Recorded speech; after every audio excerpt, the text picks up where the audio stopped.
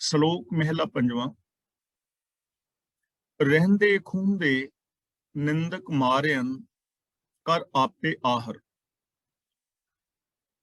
ਰਹਿੰਦੇ ਖੂੰਦੇ ਦਾ ਮਤਲਬ ਹੁੰਦਾ ਹੈ ਰਹਿੰਦ ਖੂੰਦ ਜੋ ਬਾਕੀ ਬਚਿਆ ਹੁੰਦਾ ਹੈ ਕਿ ਇੰਨਾ ਕੁਛ ਤੇ ਚਲਾ ਗਿਆ, ਰਹਿੰਦਾ ਖੂੰਦਾ ਵੀ ਚਲਾ ਜਾਏਗਾ। ਰਹਿੰਦਾ ਖੂੰਦਾ ਦਾ ਮਤਲਬ ਬਾਕੀ ਬਚਿਆ ਹੋਇਆ। ਹੁਣ ਨਿੰਦਕ ਜਿਹੜਾ ਇਨਸਾਨ ਹੈ ਉਹ ਹਮੇਸ਼ਾ ਦੂਜਿਆਂ ਦੀ ਬਦਖੋਈ ਕਰਦਾ ਹੈ ਤੇ ਨਿੰਦਾ ਦਾ ਮਤਲਬ ਹੈਗਾ ਦੋ ਤੇ ਦੋ ਤਿੰਨ ਕਹਿਣਾ। ਇਹ ਚੀਜ਼ ਥੋੜਾ ਜਿਹਾ ਸਮਝਣ ਵਾਲੀ ਹੈ। ਨਿੰਦਾ, ਕਾਇਰਤਾ, ਸਚਾਈ, ਇਹਨਾਂ ਚੀਜ਼ਾਂ ਦੇ ਵਿੱਚ ਥੋੜਾ ਥੋੜਾ ਫਰਕ ਹੈ। ਨਿੰਦਾ ਕਿਸ ਨੂੰ ਕਹਿੰਦੇ ਨੇ? ਅਸੀਂ ਕਈ ਵਾਰ ਸੱਚ ਬੋਲਣ ਨੂੰ ਵੀ ਨਿੰਦਾ ਸਮਝ ਲੈਂਦੇ ਹਾਂ ਕਿ ਸਾਨੂੰ ਕੀ ਲੋੜ ਹੈ ਕਿਸੇ ਦੀ ਨਿੰਦਿਆ ਕਰਨ ਦੀ। ਇਸ ਲਈ ਨਿੰਦਿਆ ਔਰ ਸਚਾਈ ਨੂੰ ਸਮਝਣ ਦੀ ਲੋੜ ਹੈ ਤੇ ਉਸਤਤ ਨੂੰ ਸਮਝਣ ਦੀ ਲੋੜ ਹੈ। ਨਿੰਦਾ ਜੇ ਕੋਈ ਕਹੇ 2 ਔਰ 2 3 ਹੁੰਦੇ ਨੇ, ਇਹ ਨਿੰਦਿਆ ਹੈ। 2 ਔਰ 2 3 ਕਹਿਣਾ ਇਹ ਨਿੰਦਿਆ ਹੈ ਤੇ 2 ਤੇ 2 5 ਕਹਿਣਾ ਇਹ ਉਸਤਤ ਹੈ, ਚਾਪਲੂਸੀ ਕਰਨੀ ਜਿਹਨੂੰ ਕਹਿੰਦੇ ਆ। ਤੇ 2 ਤੇ 2 4 ਕਹਿਣਾ ਇਹ ਸੱਚ ਹੈ। ਜੇ ਕੋਈ 2 ਤੇ 2 4 ਕਹਿੰਦਾ ਨਾ ਉਹ ਨਿੰਦਾ ਹੈ ਨਾ ਉਸਤਤ ਤੇ ਉਹ ਸੱਚਾਈ ਹੈ। ਤਾਂ ਅਸੀਂ ਇੰਜ ਕਹਿ ਸਕਦੇ ਹਾਂ ਕਿ ਈਰਖਾ ਵਸ ਜਾਂ ਸਵਾਰਥ ਵਸ ਕਿਸੇ ਦੇ ਗੁਣਾਂ ਨੂੰ ਵੀ ਔਗਣ ਬਣਾ ਕੇ ਪੇਸ਼ ਕਰਨਾ ਇਹ ਉਹਦੀ ਨਿੰਦਿਆ ਹੈ। ਔਰ ਆਪਣੇ ਸਵਾਰਥ ਜਾਂ ਲਾਲਚ ਦੇ ਵਸ ਕਿਸੇ ਦੇ ਔਗਣਾਂ ਨੂੰ ਵੀ ਗੁਣ ਬਣਾ ਕੇ ਪੇਸ਼ ਕਰਨਾ ਇਹ ਉਹਦੀ ਉਸਤਤ। ਇਸ ਲਈ ਸਿੱਖ ਨੇ ਨਾ ਐਸੀ ਉਸਤਤ ਕਰਨੀ ਹੈ ਨਾ ਨਿੰਦਿਆ ਕਰਨੀ ਹੈ, ਸੱਚ ਦੇ ਨਾਲ ਜੁੜਨਾ। ਤਾਂ ਜਿਹੜਾ ਹਮੇਸ਼ਾ ਸਵਾਰਥ ਕਰਕੇ ਦੂਜਿਆਂ ਦੇ ਗੁਣਾਂ ਨੂੰ ਵੀ ਔਗਣ ਬਣਾ ਕੇ ਪੇਸ਼ ਕਰਦਾ ਰਹਿੰਦਾ ਹੈ, ਹਮੇਸ਼ਾ ਕਿਸੇ ਦੀ ਬਦਖੋਈ ਕਰਦਾ ਹੈ, ਤਾਂ ਉਹ ਬੰਦਾ ਅਸਲ ਦੇ ਅੰਦਰ ਆਤਮਕ ਮੌਤ ਤੇ ਮਰ ਚੁੱਕਾ ਹੁੰਦਾ ਹੈ। ਉਹਦੀ ਆਤਮਕ ਮੌਤ ਹੋ ਚੁੱਕੀ ਹੁੰਦੀ ਹੈ, ਉਹਦੇ ਅੰਦਰੋਂ ਇਨਸਾਨੀਅਤ ਮਰ ਚੁੱਕੀ ਹੁੰਦੀ ਹੈ। ਤਾਂ ਗੁਰੂ ਪਾਤਸ਼ਾਹ ਜੀ ਸਾਨੂੰ ਸਮਝਾ ਰਹੇ ਨੇ ਕਿ ਜੋ ਨਿੰਦਿਆ ਕਰਕੇ ਪ੍ਰਭੂ ਨੇ ਮਾਰ ਦਿੱਤੇ ਨੇ ਆਤਮਕ ਮੋਤੇ, ਯਾਨੀ ਨਿੰਦਿਆ ਕਰ ਕਰਕੇ ਜੋ ਆਤਮਕ ਮੋਤੇ ਮਾਰੀ ਗਏ ਨੇ ਉਹ ਤਾਂ ਮਾਰੀ ਗਏ। ਰਹਿੰਦੇ ਖੁੰਦੇ ਨਿੰਦਕ ਮਾਰੇ ਨੇ, ਤੇ ਜਿਹੜੇ ਰਹਿੰਦੇ ਖੁੰਦੇ ਨੇ ਜਿਹੜਿਆਂ ਦੇ ਵਿੱਚ ਥੋੜੀ ਬਾਤੀ ਇਨਸਾਨੀਅਤ ਬਚੀ ਹੈ ਉਹਨਾਂ ਨੂੰ ਵੀ ਪ੍ਰਭੂ ਆਪ ਇੰਤਜ਼ਾਮ ਕਰਕੇ, ਆਹਰ ਦਾ ਮਤਲਬ ਇੰਤਜ਼ਾਮ, ਉਦਮ, ਉਹਨਾਂ ਨੂੰ ਵੀ ਆਤਮਕ ਮੌਤੇ ਮਾਰ ਦਿੰਦਾ ਹੈ। ਭਾਵ ਕਿ ਰੱਬੀ ਰਜ਼ਾ ਦੇ ਅੰਦਰ ਬਾਕੀ ਦੇ ਜੋ ਬੱਚੇ ਨੇ ਉਹ ਵੀ ਆਤਮਕ ਮੌਤੇ ਮਰ ਜਾਂਦੇ ਨੇ। ਨਿੰਦਕ ਦੇ ਅੰਦਰ ਫਿਰ ਆਤਮਕ ਜੀਵਨ ਨਹੀਂ ਬਚਦਾ। ਸੰਤ ਸਹਾਈ ਨਾਨਕਾ ਵਰਤੈ ਸਭ ਜ਼ਾਹਰ। ਜ਼ਾਹਰ ਦਾ ਮਤਲਬ ਹੈ ਪ੍ਰਤੱਖ। ਸੰਤ ਸਹਾਈ ਦਾ ਮਤਲਬ ਆਪਣੇ ਦਾਸਾਂ ਦਾ ਜੋ ਸਹਾਇਕ ਹੈ, ਜੋ ਪ੍ਰਭੂ ਦੀ ਰਜ਼ਾ ਵਿੱਚ ਤੁਰਨ ਵਾਲੇ ਨੇ, ਉਹ ਰੱਬ ਉਹਨਾਂ ਦਾ ਸਹਾਇਕ ਹੈ ਔਰ ਪ੍ਰਗਟ ਤੌਰ ਤੇ ਵਰਤ ਰਿਹਾ ਹੈ। ਚਾਰ ਚੁਫੇਰੇ ਉਹ ਪ੍ਰਭੂ ਆਪ ਵਸ ਰਿਹਾ ਹੈ। ਪਿਆਰਿਆਂ ਦਾ, ਆਪਣਿਆਂ ਦਾ ਸਹਾਇਕ ਸਵਾਮੀ ਹਰ ਥਾਂ ਤੇ ਪ੍ਰਤੱਖ ਤੌਰ ਤੇ ਵਰਤ ਰਿਹਾ ਹੈ, ਯਾਨੀ ਉਹ ਲਿਖਿਆ ਛਿਪਿਆ ਨਹੀਂ ਹੈ, ਸਾਹਮਣੇ ਹੈ ਤੇ ਆਪਣੇ ਪਿਆਰਿਆਂ ਦਾ ਸਹਾਇਕ ਹੈ। ਹੁਣ ਦੇਖੋ, ਰੱਬ ਦੇ ਸਾਰੇ ਹੀ ਪਿਆਰੇ ਨੇ। ਰੱਬ ਕਿਸੇ ਦੇ ਨਾਲ ਈਰਖਾ ਨਹੀਂ ਕਰਦਾ, ਕਿਸੇ ਦੇ ਨਾਲ ਵੈਰ ਨਹੀਂ ਕਰਦਾ। ਉਹਦੇ ਵਿੱਚ ਤਾਂ ਹੈ ਹੀ ਪਿਆਰ ਹੈ ਨਾ। ਪਿਆਰ ਚਾਰ ਚੁਫੇਰੇ ਬਰਸ ਰਿਹਾ ਹੈ, ਇੱਕ ਨਿਯਮ ਹੈ, ਉਸ ਨਿਯਮ ਦੇ ਅੰਦਰ ਸਾਰਾ ਸੰਸਾਰ ਚੱਲ ਰਿਹਾ ਹੈ। ਲੇਕਿਨ ਜਿਹੜਾ ਹੁਣ ਉਹਨਾਂ ਗੁਣਾਂ ਨੂੰ ਅਪਣਾਏਗਾ ਉਹ ਪ੍ਰਭੂ ਦਾ ਪਿਆਰ ਪਾ ਲਵੇਗਾ। ਪ੍ਰਭੂ ਦਾ ਪਿਆਰ ਪ੍ਰਗਟ ਹੋਣਾ ਹੈ ਸਾਡੇ ਅੰਦਰ ਸੱਚ ਦੇ ਰੂਪ ਵਿੱਚ, ਕਰਤੇ ਦੇ ਰੂਪ ਵਿੱਚ, ਨਿਰਭੈਤਾ, ਨਿਰਵੈਰਤਾ ਦੇ ਰੂਪ ਵਿੱਚ। ਇਹ ਸਾਰੇ ਰੱਬੀ ਗੁਣ ਨੇ ਨਾ, ਇਹੀ ਉਹਦੀ ਕਿਰਪਾ ਹੈ। ਜਿਹਦੇ ਤੇ ਪਿਆਰ ਦੀ ਬਰਸਾਤ ਹੁੰਦੀ ਹੈ ਉਹਦੇ ਅੰਦਰ ਇਹ ਗੁਣ ਹੀ ਪ੍ਰਗਟ ਹੁੰਦੇ ਨੇ। ਤਾਂ ਗੁਰੂ ਪਾਤਸ਼ਾਹ ਜੀ ਕਹਿੰਦੇ ਨੇ ਆਪਣੇ ਪਿਆਰਿਆਂ ਦਾ ਆਤਮਿਕ ਜੀਵਨ ਦਾ ਉਹ ਸਹਾਇਕ ਹੈ ਤੇ ਆਪਣੇ ਪਿਆਰਿਆਂ ਦੇ ਆਤਮਿਕ ਜੀਵਨ ਦਾ ਸਹਾਇਕ ਹਰ ਥਾਂ ਦੇ ਉੱਤੇ ਪ੍ਰਗਟ ਰੂਪ ਦੇ ਅੰਦਰ ਵਰਤ ਰਿਹਾ ਹੈ ਤੇ ਆਪਣੇ ਪਿਆਰਿਆਂ ਨੂੰ ਉਹ ਨਜ਼ਰੀ ਪੈਂਦਾ ਹੈ, ਉਹਨਾਂ ਦੇ ਆਤਮਿਕ ਜੀਵਨ ਦੀ ਰਾਖੀ ਕਰਦਾ ਹੈ ਤੇ ਜੋ ਨਿੰਦਕ ਨੇ ਉਹ ਆਤਮਿਕ ਮੌਤੇ ਮਰ ਜਾਂਦੇ। ਮਹਿਲਾ ਪੰਜਵਾਂ। ਮੁੰਢੋਂ ਭੁੱਲੇ ਮੁੰਡ ਤੇ ਕਿੱਥੇ ਪਾਇਨ ਹੱਥ। ਜੋ ਪਹਿਲਾਂ ਤੋਂ ਹੀ ਆਪਣੇ ਮੂਲ ਵਾਹਿਗੁਰੂ ਤੋਂ ਭੁੱਲੇ ਨੇ। ਮੁੰਡੋਂ ਦਾ ਮਤਲਬ ਮੁੱਢ, ਮੂਲ, ਤੇ ਮੁੰਡ ਦਾ ਮਤਲਬ ਫਿਰ ਮੂਲ, ਸਹਾਰਾ। ਜੋ ਮਨੁੱਖ ਪਹਿਲਾਂ ਤੋਂ ਹੀ ਪ੍ਰਭੂ ਵੱਲੋਂ ਖੁੰਝੇ ਹੋਏ ਨੇ, ਕਿੱਥੇ ਪਾਇਨ ਹੱਥ, ਉਹ ਹੱਥ ਕਿੱਥੇ ਪਾਣ, ਕਿਹਨੂੰ ਹੱਥ ਪਾਣ, ਕਿਹਦਾ ਸਹਾਰਾ ਲੈਣ। ਜੋ ਆਰੰਭ ਤੋਂ ਹੀ ਆਦਿ ਪੁਰਖ ਤੋਂ ਖੁੰਝ ਗਿਆ ਹੈ, ਉਹ ਕਿਵੇਂ ਪਨਾਹ ਹਾਸਲ ਕਰ ਸਕਦਾ ਹੈ? ਕਿਉਂਕਿ ਸਹਾਰਾ ਤੇ ਰੱਬ ਹੈ ਆਤਮਿਕ ਜੀਵਨ ਦਾ। ਤੇ ਜੋ ਇਨਸਾਨ ਸਤ ਸੰਤੋਖ ਦਇਆ ਧਰਮ ਨਾਲੋਂ ਟੁੱਟ ਗਿਆ, ਮਨ ਬਚਨ ਕਰਮ ਕਰਕੇ, ਉਹ ਹੁਣ ਕਿਹਦਾ ਸਹਾਰਾ ਲੈ ਕੇ ਆਪਣਾ ਆਤਮਿਕ ਜੀਵਨ ਬਚਾਏ? ਵਰਤਨ ਰਾਤੇ ਸਰਾਧ ਆਦਿਕ ਜੋ ਇਹ ਕਰਮ ਕਾਂਡ ਨੇ, ਇਹ ਸਾਡੇ ਆਤਮਿਕ ਜੀਵਨ ਨੂੰ ਬਚਾ ਨਹੀਂ ਸਕਦੇ। ਇਹਨਾਂ ਰਾਹੀਂ ਸਾਡੀਆਂ ਖੁਸ਼ੀਆਂ ਕਾਇਮ ਰਹਿੰਦੀਆਂ ਨਹੀਂ। ਆਤਮਿਕ ਜੀਵਨ ਬਚਣਾ ਸੀ ਰੱਬੀ ਗੁਣਾ ਕਰਕੇ, ਰੱਬੀ ਸ਼ਰਨ ਦੇ ਨਾਲ ਜੁੜਿਆ ਅੰਦਰ ਇਨਸਾਨੀਅਤ ਪੈਦਾ ਹੋਣੀ ਸੀ, ਗੁਣ ਬਚਨੇ ਸਨ, ਖੁਸ਼ੀਆਂ ਬਚਣੀਆਂ ਸੀ, ਆਤਮਿਕ ਜੀਵਨ ਬਚਣਾ ਸੀ। ਤੇ ਜਿਹੜੇ ਲੋਕ ਸ਼ੁਰੂ ਤੋਂ ਹੀ ਮੂਲ ਤੋਂ ਹੀ ਟੁੱਟ ਗਏ, ਸੱਚ ਨਾਲੋਂ ਟੁੱਟ ਗਏ, ਰੱਬੀ ਗੁਣਾਂ ਨਾਲੋਂ ਟੁੱਟ ਗਏ, ਉਹ ਕਿੱਥੇ ਹੱਥ ਪਾਉਣ? ਭਾਵ ਉਹਨਾਂ ਨੂੰ ਕਿਤੇ ਸਹਾਰਾ ਨਹੀਂ ਮਿਲਦਾ। ਉਹਨਾਂ ਦਾ ਜੀਵਨ ਭਟਕਣਾ ਦੇ ਵਿੱਚ, ਦੁੱਖਾਂ ਚਿੰਤਾਵਾਂ ਦੇ ਵਿੱਚ ਬੀਤਦਾ ਹੈ। ਤਿਨੈ ਮਾਰੇ ਨਾਨਕਾ ਜੇ ਕਰਨ ਕਾਰਨ ਸਮਰੱਥ। ਤਿੰਨੇ ਦਾ ਮਤਲਬ ਉਸਨੇ, ਮਾਰੇ ਦਾ ਮਤਲਬ ਮਾਰੇ ਨੇ, ਕੌਣ, ਕਿੰਨੇ, ਜੇ ਕਰਨ ਕਾਰਨ ਸਮਰੱਥ, ਜੋ ਕਰਨ ਕਾਰਨ ਸਮਰੱਥ ਹੈ, ਜੋ ਸਾਰੀ ਸ੍ਰਿਸ਼ਟੀ ਨੂੰ ਪੈਦਾ ਕਰਨ ਵਾਲਾ ਹੈ, ਜੋ ਸਾਰੀ ਸ੍ਰਿਸ਼ਟੀ ਨੂੰ ਸੰਚਾਲਨ ਕਰਨ ਵਾਲਾ ਹੈ। ਉਹਨਾਂ ਨਿੰਦਕਾਂ ਨੂੰ ਕਿੰਨੇ ਮਾਰਿਆ? ਉਸ ਪ੍ਰਭੂ ਨੇ। ਉਹ ਰੱਬ ਦੇ ਮਾਰੇ ਹੋਏ ਨੇ। ਹੁਣ ਰੱਬ ਨੇ ਕਿਵੇਂ ਮਾਰਿਆ? ਨਹੀਂ ਕਿ ਉਹਨਾਂ ਦਾ ਗਲ ਘੁੱਟ ਕੇ ਮਾਰ ਦਿੱਤਾ ਜਾਂ ਉਹਨਾਂ ਦੀ ਲੱਤ ਬਾਂਹ ਤੋੜ ਦਿੱਤੀ। ਆਤਮਿਕ ਜੀਵਨ ਉਹਨਾਂ ਦੇ ਅੰਦਰੋਂ ਮੁੱਕ ਜਾਂਦਾ ਹੈ, ਤੇ ਆਤਮਿਕ ਜੀਵਨ ਦਾ ਮਰ ਜਾਣਾ ਹੀ ਅਸਲੀ ਮੌਤ ਹੈ। ਇਨਸਾਨੀਅਤ ਦਾ ਮਰ ਜਾਣਾ ਹੀ ਅਸਲੀ ਮੌਤ ਹੈ। ਜਦੋਂ ਬੰਦਾ ਕਿਸੇ ਨਾਲ ਈਰਖਾ ਕਰਦਾ ਹੈ, ਵੈਰ ਕਮਾਉਂਦਾ ਹੈ, 2 ਨੰਬਰ ਦੇ ਧੰਦੇ ਕਰਦਾ ਹੈ, ਅੰਦਰੋਂ ਹੋਰ ਹੁੰਦਾ ਹੈ, ਬਾਹਰੋਂ ਹੋਰ ਹੁੰਦਾ ਹੈ, ਤਾਂ ਉਹ ਮਰਿਆ ਹੋਇਆ ਇਨਸਾਨ ਹੀ ਹੁੰਦਾ ਹੈ, ਕਿਉਂਕਿ ਉਹਦੇ ਅੰਦਰ ਇਨਸਾਨੀਅਤ ਨਹੀਂ ਹੈ। ਤੇ ਜੋ ਹਮੇਸ਼ਾ ਕਿਸੇ ਦੀ ਨਿੰਦਿਆ ਹੀ ਕਰਦਾ ਰਹਿੰਦਾ ਹੈ, ਹਮੇਸ਼ਾ ਬਦਖੋਈ ਕਰਦਾ ਹੈ, ਈਰਖਾ ਦਵੇਸ਼ ਦੇ ਅੰਦਰ ਹੈ, ਮਾਨੋ ਉਹਨਾਂ ਨੂੰ ਰੱਬ ਨੇ ਆਪ ਹੀ ਮਾਰ ਦਿੱਤਾ ਹੈ। ਆਤਮਿਕ ਮੌਤੇ ਉਹ ਲੋਕ ਮਰ ਗਏ ਨੇ, ਉਹਨਾਂ ਦੀ ਜ਼ਿੰਦਗੀ ਦੇ ਅੰਦਰ ਇਨਸਾਨੀਅਤ ਆਦਿਕ ਬਾਕੀ ਨਹੀਂ ਬਚੀ। ਪੌੜੀ ਇੱਥੇ ਤੁਸੀਂ ਦੇਖ ਰਹੇ ਹੋ, ਪੌੜੀ ਦੇ ਨਾਲ ਅੱਗੇ 5 ਅੰਕ ਲਿਖਿਆ ਹੋਇਆ ਹੈ। ਹੁਣ ਤੱਕ ਜਿੰਨੀਆਂ ਅਸੀਂ ਪੌੜੀਆਂ ਪੜ੍ਹੀਆਂ ਨੇ, ਉਹਨਾਂ ਦੇ ਨਾਲ ਕੋਈ ਅੰਕ ਨਹੀਂ ਸੀ ਹੈਗਾ, ਲੇਕਿਨ ਇੱਥੇ ਪੌੜੀ ਦੇ ਅੱਗੇ 5 ਲਿਖਿਆ ਹੈ। ਕਿਉਂ ਲਿਖਿਆ ਹੈ? ਕਿਉਂਕਿ ਗੌੜੀ ਕੀ ਵਾਰ ਮਹਿਲਾ ਚੌਥਾ, ਅਸੀਂ ਸ਼ੁਰੂ ਚ ਪੜ੍ਹਿਆ ਸੀ ਨਾ, ਗੌੜੀ ਕੀ ਵਾਰ ਮਹਿਲਾ ਚੌਥਾ। ਵਾਰ ਸਿਰਫ ਪੌੜੀਆਂ ਨੂੰ ਹੀ ਕਹਿੰਦੇ ਨੇ। ਸ਼ਲੋਕ ਗੁਰੂ ਪਾਤਸ਼ਾਹ ਜੀ ਨੇ ਪੌੜੀਆਂ ਦੇ ਨਾਲ ਬਾਅਦ ਦੇ ਵਿੱਚ ਲਾਏ ਨੇ। ਤੇ ਇਹ ਜਿਹੜੀ ਵਾਰ ਹੈ, ਜਿਹੜੀਆਂ ਪੌੜੀਆਂ ਨੇ, ਇਸ ਵਾਰ ਦੇ ਅੰਦਰ ਸਾਹਿਬ ਸ੍ਰੀ ਗੁਰੂ ਰਾਮਦਾਸ ਜੀ ਦੀਆਂ ਉਚਾਰਨ ਕੀਤੀਆਂ ਹੋਈਆਂ ਨੇ। ਜਿਹੜੀ ਵਾਰ ਦੇ ਉੱਤੇ ਲਿਖਿਆ ਹੋਇਆ ਨਾ, ਮਹਿਲਾ ਪਹਿਲਾ, ਤੀਜਾ, ਚੌਥਾ, ਪੰਜਵਾਂ, ਉਹ ਉਸ ਗੁਰੂ ਦੀਆਂ ਸਾਰੀਆਂ ਪੌੜੀਆਂ ਹੁੰਦੀਆਂ ਨੇ। ਪਰ ਇਸ ਵਾਰ ਦੇ ਅੰਦਰ ਕੁਝ ਪੌੜੀਆਂ ਪੰਜਵੇਂ ਪਾਤਸ਼ਾਹ ਜੀ ਦੀਆਂ ਆ ਗਈਆਂ ਨੇ, ਜਿਹਦੇ ਵਿੱਚ ਕਿਸੇ ਵਾਰ ਦੇ ਨਾਲ ਪੌੜੀ ਮਹਿਲਾ ਪੰਜਵਾਂ ਲਿਖ ਦਿੱਤਾ ਹੈ, ਤੇ ਕਈ ਥਾਵਾਂ ਤੇ ਨਿਰਾ 5 ਅੰਕ ਲਿਖਿਆ ਹੈ। ਹੁਣ ਇਸ ਪੌੜੀ ਤੇ ਅੱਗੇ ਜੋ 5 ਲਿਖਿਆ ਨਾ, ਇਹਦਾ ਮਤਲਬ ਕਿ ਗੁਰੂ ਅਰਜਨ ਪਾਤਸ਼ਾਹ ਜੀ ਦੀ ਪੌੜੀ ਹੈ। ਤੇ ਇਹਦਾ ਉਚਾਰਨ ਅਸੀਂ ਕਰਾਂਗੇ ਪੌੜੀ ਮਹਿਲਾ ਪੰਜਵਾਂ, ਯਾਨੀ ਪੰਜਵੇਂ ਪਾਤਸ਼ਾਹ ਦੀ ਪੌੜੀ ਹੈ। ਜੇ ਕੋਈ ਨਹੀਂ ਵੀ ਪੜਦਾ ਤਾਂ ਉਹਦੀ ਮਰਜ਼ੀ ਹੈ, ਲੇਕਿਨ ਇਹਦਾ ਸੰਕੇਤ ਦਾ ਮਤਲਬ ਇਹ ਹੈ ਕਿ ਇਹ ਪੌੜੀ ਪੰਜਵੇਂ ਪਾਤਸ਼ਾਹ ਸਾਹਿਬ ਸ੍ਰੀ ਗੁਰੂ ਅਰਜਨ ਦੇਵ ਜੀ ਦੀ ਉਚਾਰਨ ਕੀਤੀ ਗਈ ਹੈ। ਇਸ ਤੋਂ ਪਹਿਲਾਂ ਜੋ ਪੌੜੀਆਂ ਸਨ, ਉਹ ਸਾਰੀਆਂ ਸ੍ਰੀ ਗੁਰੂ ਰਾਮਦਾਸ ਜੀ ਦੀਆਂ ਸਨ। ਤੇ ਜਿਨ੍ਹਾਂ ਪੌੜੀਆਂ ਦੇ ਅੱਗੇ ਕੋਈ ਅੰਕ ਨਹੀਂ ਲਿਖਿਆ ਹੋਏਗਾ, ਉਹ ਪੌੜੀਆਂ ਵੀ ਗੁਰੂ ਰਾਮਦਾਸ ਜੀ ਦੀਆਂ ਹੋਣਗੀਆਂ, ਕਿਉਂਕਿ ਵਾਰ ਦੇ ਉੱਤੇ ਸੰਕੇਤ ਦੇ ਦਿੱਤਾ ਹੈ ਗੌੜੀ ਕੀ ਵਾਰ ਮਹਿਲਾ ਚੌਥਾ। ਤਾਂ ਇਹ ਪੌੜੀ ਪੰਜਵੇਂ ਪਾਤਸ਼ਾਹ ਦੀ ਹੈ, ਪੌੜੀ ਮਹਿਲਾ ਪੰਜਵਾਂ। ਲੈ ਫਾਹੇ ਰਾਤੀ ਤੁਰੈ ਪ੍ਰਭ ਜਾਣੈ ਪ੍ਰਾਣੀ। ਇੱਥੇ ਰਾਤੀ ਨਹੀਂ ਪੜਨਾ, ਇਹਨੂੰ ਪੜਾਂਗੇ ਰਾਤੀ। ਰਾਤੀ ਦਾ ਮਤਲਬ ਰਾਤਾਂ ਨੂੰ। ਤੁਰਹਿ, ਇਹਨੂੰ ਬਿੰਦੀ ਲਗਾ ਕੇ ਪੜਾਂਗੇ ਤੁਰਹਿ, ਕਿਉਂਕਿ ਕਿਰਿਆਵਾਚੀ ਹਾਹੇ ਦੇ ਨਾਲ ਜਦੋਂ ਸਿਹਾਰੀ ਹੁੰਦੀ ਹੈ ਤਾਂ ਆਮ ਕਰਕੇ ਉਹ ਬਹੁਵਚਨੀ ਸ਼ਬਦ ਹੁੰਦਾ ਹੈ, ਉਸ ਦਾ ਉਚਾਰਨ ਨਾਸਤੀ ਕੀਤਾ ਜਾਂਦਾ ਹੈ। ਲੈ ਫਾਹੇ ਰਾਤੀ ਤੁਰਹਿ ਪ੍ਰਭ ਜਾਣੈ ਪ੍ਰਾਣੀ।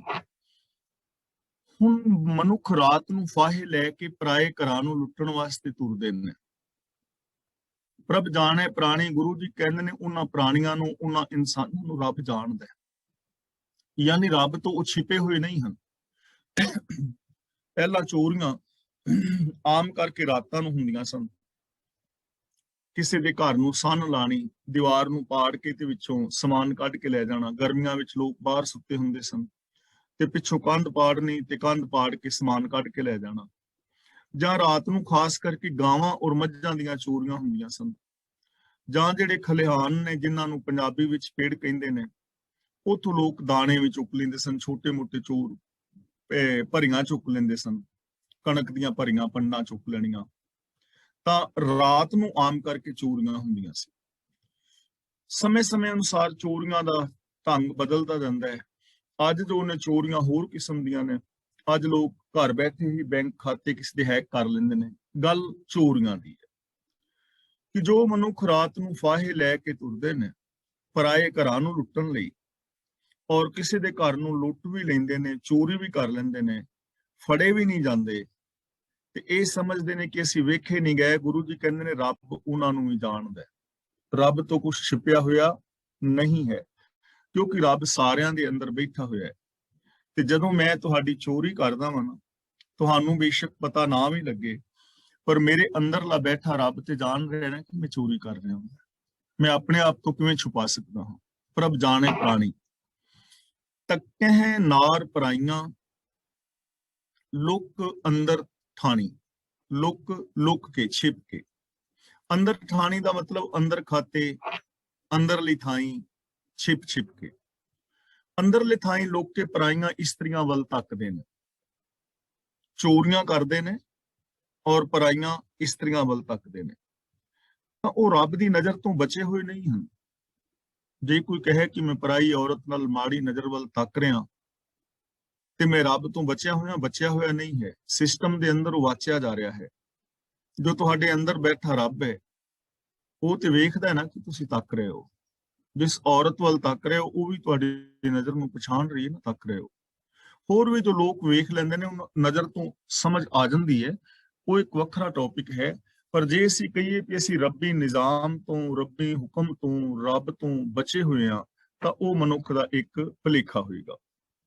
ਜਿਵੇਂ ਜਿਵੇਂ ਬੰਦਾ ਕੋਈ ਕਰਮ ਕਰੀ ਜਾਂਦਾ ਹੈ, ਤਿਵੇਂ ਰੱਬੀ ਹੁਕਮ ਦੇ ਅੰਦਰ ਉਹਦੇ ਅੰਦਰ ਉਹ ਸੰਸਕਾਰ ਬਣੀ ਜਾਂਦੇ ਨੇ, ਤੇ ਉਸ ਸੁਭਾਅ ਦਾ ਫਲ ਆਉਣ ਵਾਲੇ ਸਮੇਂ ਦੇ ਅੰਦਰ ਉਹਨੂੰ ਮਿਲਦਾ ਰਹਿੰਦਾ ਹੈ। ਤਾਂ ਗੁਰੂ ਜੀ ਕਹਿੰਦੇ ਨੇ, ਜੋ ਲੋਕ ਰਾਤਾਂ ਨੂੰ ਫਾਹੇ ਲੈ ਕੇ ਤੁਰਦੇ ਨੇ ਬੇਗਾਨੇ ਘਰਾਂ ਨੂੰ ਲੁੱਟਣ ਲਈ, ਪਰਾਈਆਂ ਔਰਤਾਂ ਨੂੰ ਤੁੱਕਦੇ ਨੇ, ਛਿਪ ਕੇ ਤੱਕਦੇ ਨੇ। ਸੰਨੀ ਦੇਨ ਵਿਖਮ ਥਾਏ, ਮਿੱਠਾ ਮਦ ਮਾਣੀ। ਵਿਖਮ ਥਾਏ ਦਾ ਮਤਲਬ ਔਖਾ ਥਾਂ, ਜਿੱਥੇ ਸੰਨ ਲਾਣੀ ਔਖੀ ਹੁੰਦੀ ਹੈ, ਚੋਰੀ ਕਰਨੀ ਔਖੀ ਹੈ, ਉਹ ਉੱਥੇ ਵੀ ਸੰਨ ਲਾ ਲੈਂਦੇ ਨੇ, ਉਥੋਂ ਵੀ ਚੋਰੀ ਕਰ ਲੈਂਦੇ ਨੇ, ਕਿਉਂਕਿ ਬੜੇ ਟ੍ਰੇਨਡ ਚੋਰ ਨੇ। ਕਿਵੇਂ ਔਖੀ ਥਾਵਾਂ ਦੇ ਉੱਤੇ, ਚੁਬਾਰਿਆਂ ਦੇ ਉੱਤੇ ਤੱਕ ਚੜ ਕੇ ਤੇ ਚੋਰੀਆਂ ਕਰ ਲੈਂਦੇ, ਡਾਕੇ ਮਾਰ ਲੈਂਦੇ ਲੋਕ। ਬੜੀ ਉਹਨਾਂ ਦੀ ਪ੍ਰੈਕਟਿਸ ਹੈ। ਅੱਜ ਕੱਲ ਦੀਆਂ ਚੋਰੀਆਂ ਲਾਈਏ ਤੇ ਦੇਖੋ ਕਿੰਨੀਆਂ ਵੈਬਸਾਈਟਸ ਨੇ ਜਾਂ ਗਵਰਨਮੈਂਟ ਦੀਆਂ ਸਾਈਟਸ ਨੇ, ਤਾਂ ਕਿੰਨਾ ਉਹਨਾਂ ਦੇ ਕੋਲ ਪ੍ਰੋਟੈਕਸ਼ਨ ਹੁੰਦਾ ਹੈ, ਲੇਕਿਨ ਫਿਰ ਵੀ ਲੋਕ ਗੜਬੜ ਕਰ ਜਾਂਦੇ ਨੇ, ਹੈਕ ਕਰ ਲੈਂਦੇ ਨੇ। ਵੈਬਸਾਈਟ ਹੈਕ ਕਰ ਲਈ, ਕਿਸ ਦਾ ਖਾਤਾ ਹੈਕ ਕਰ ਲਿਆ।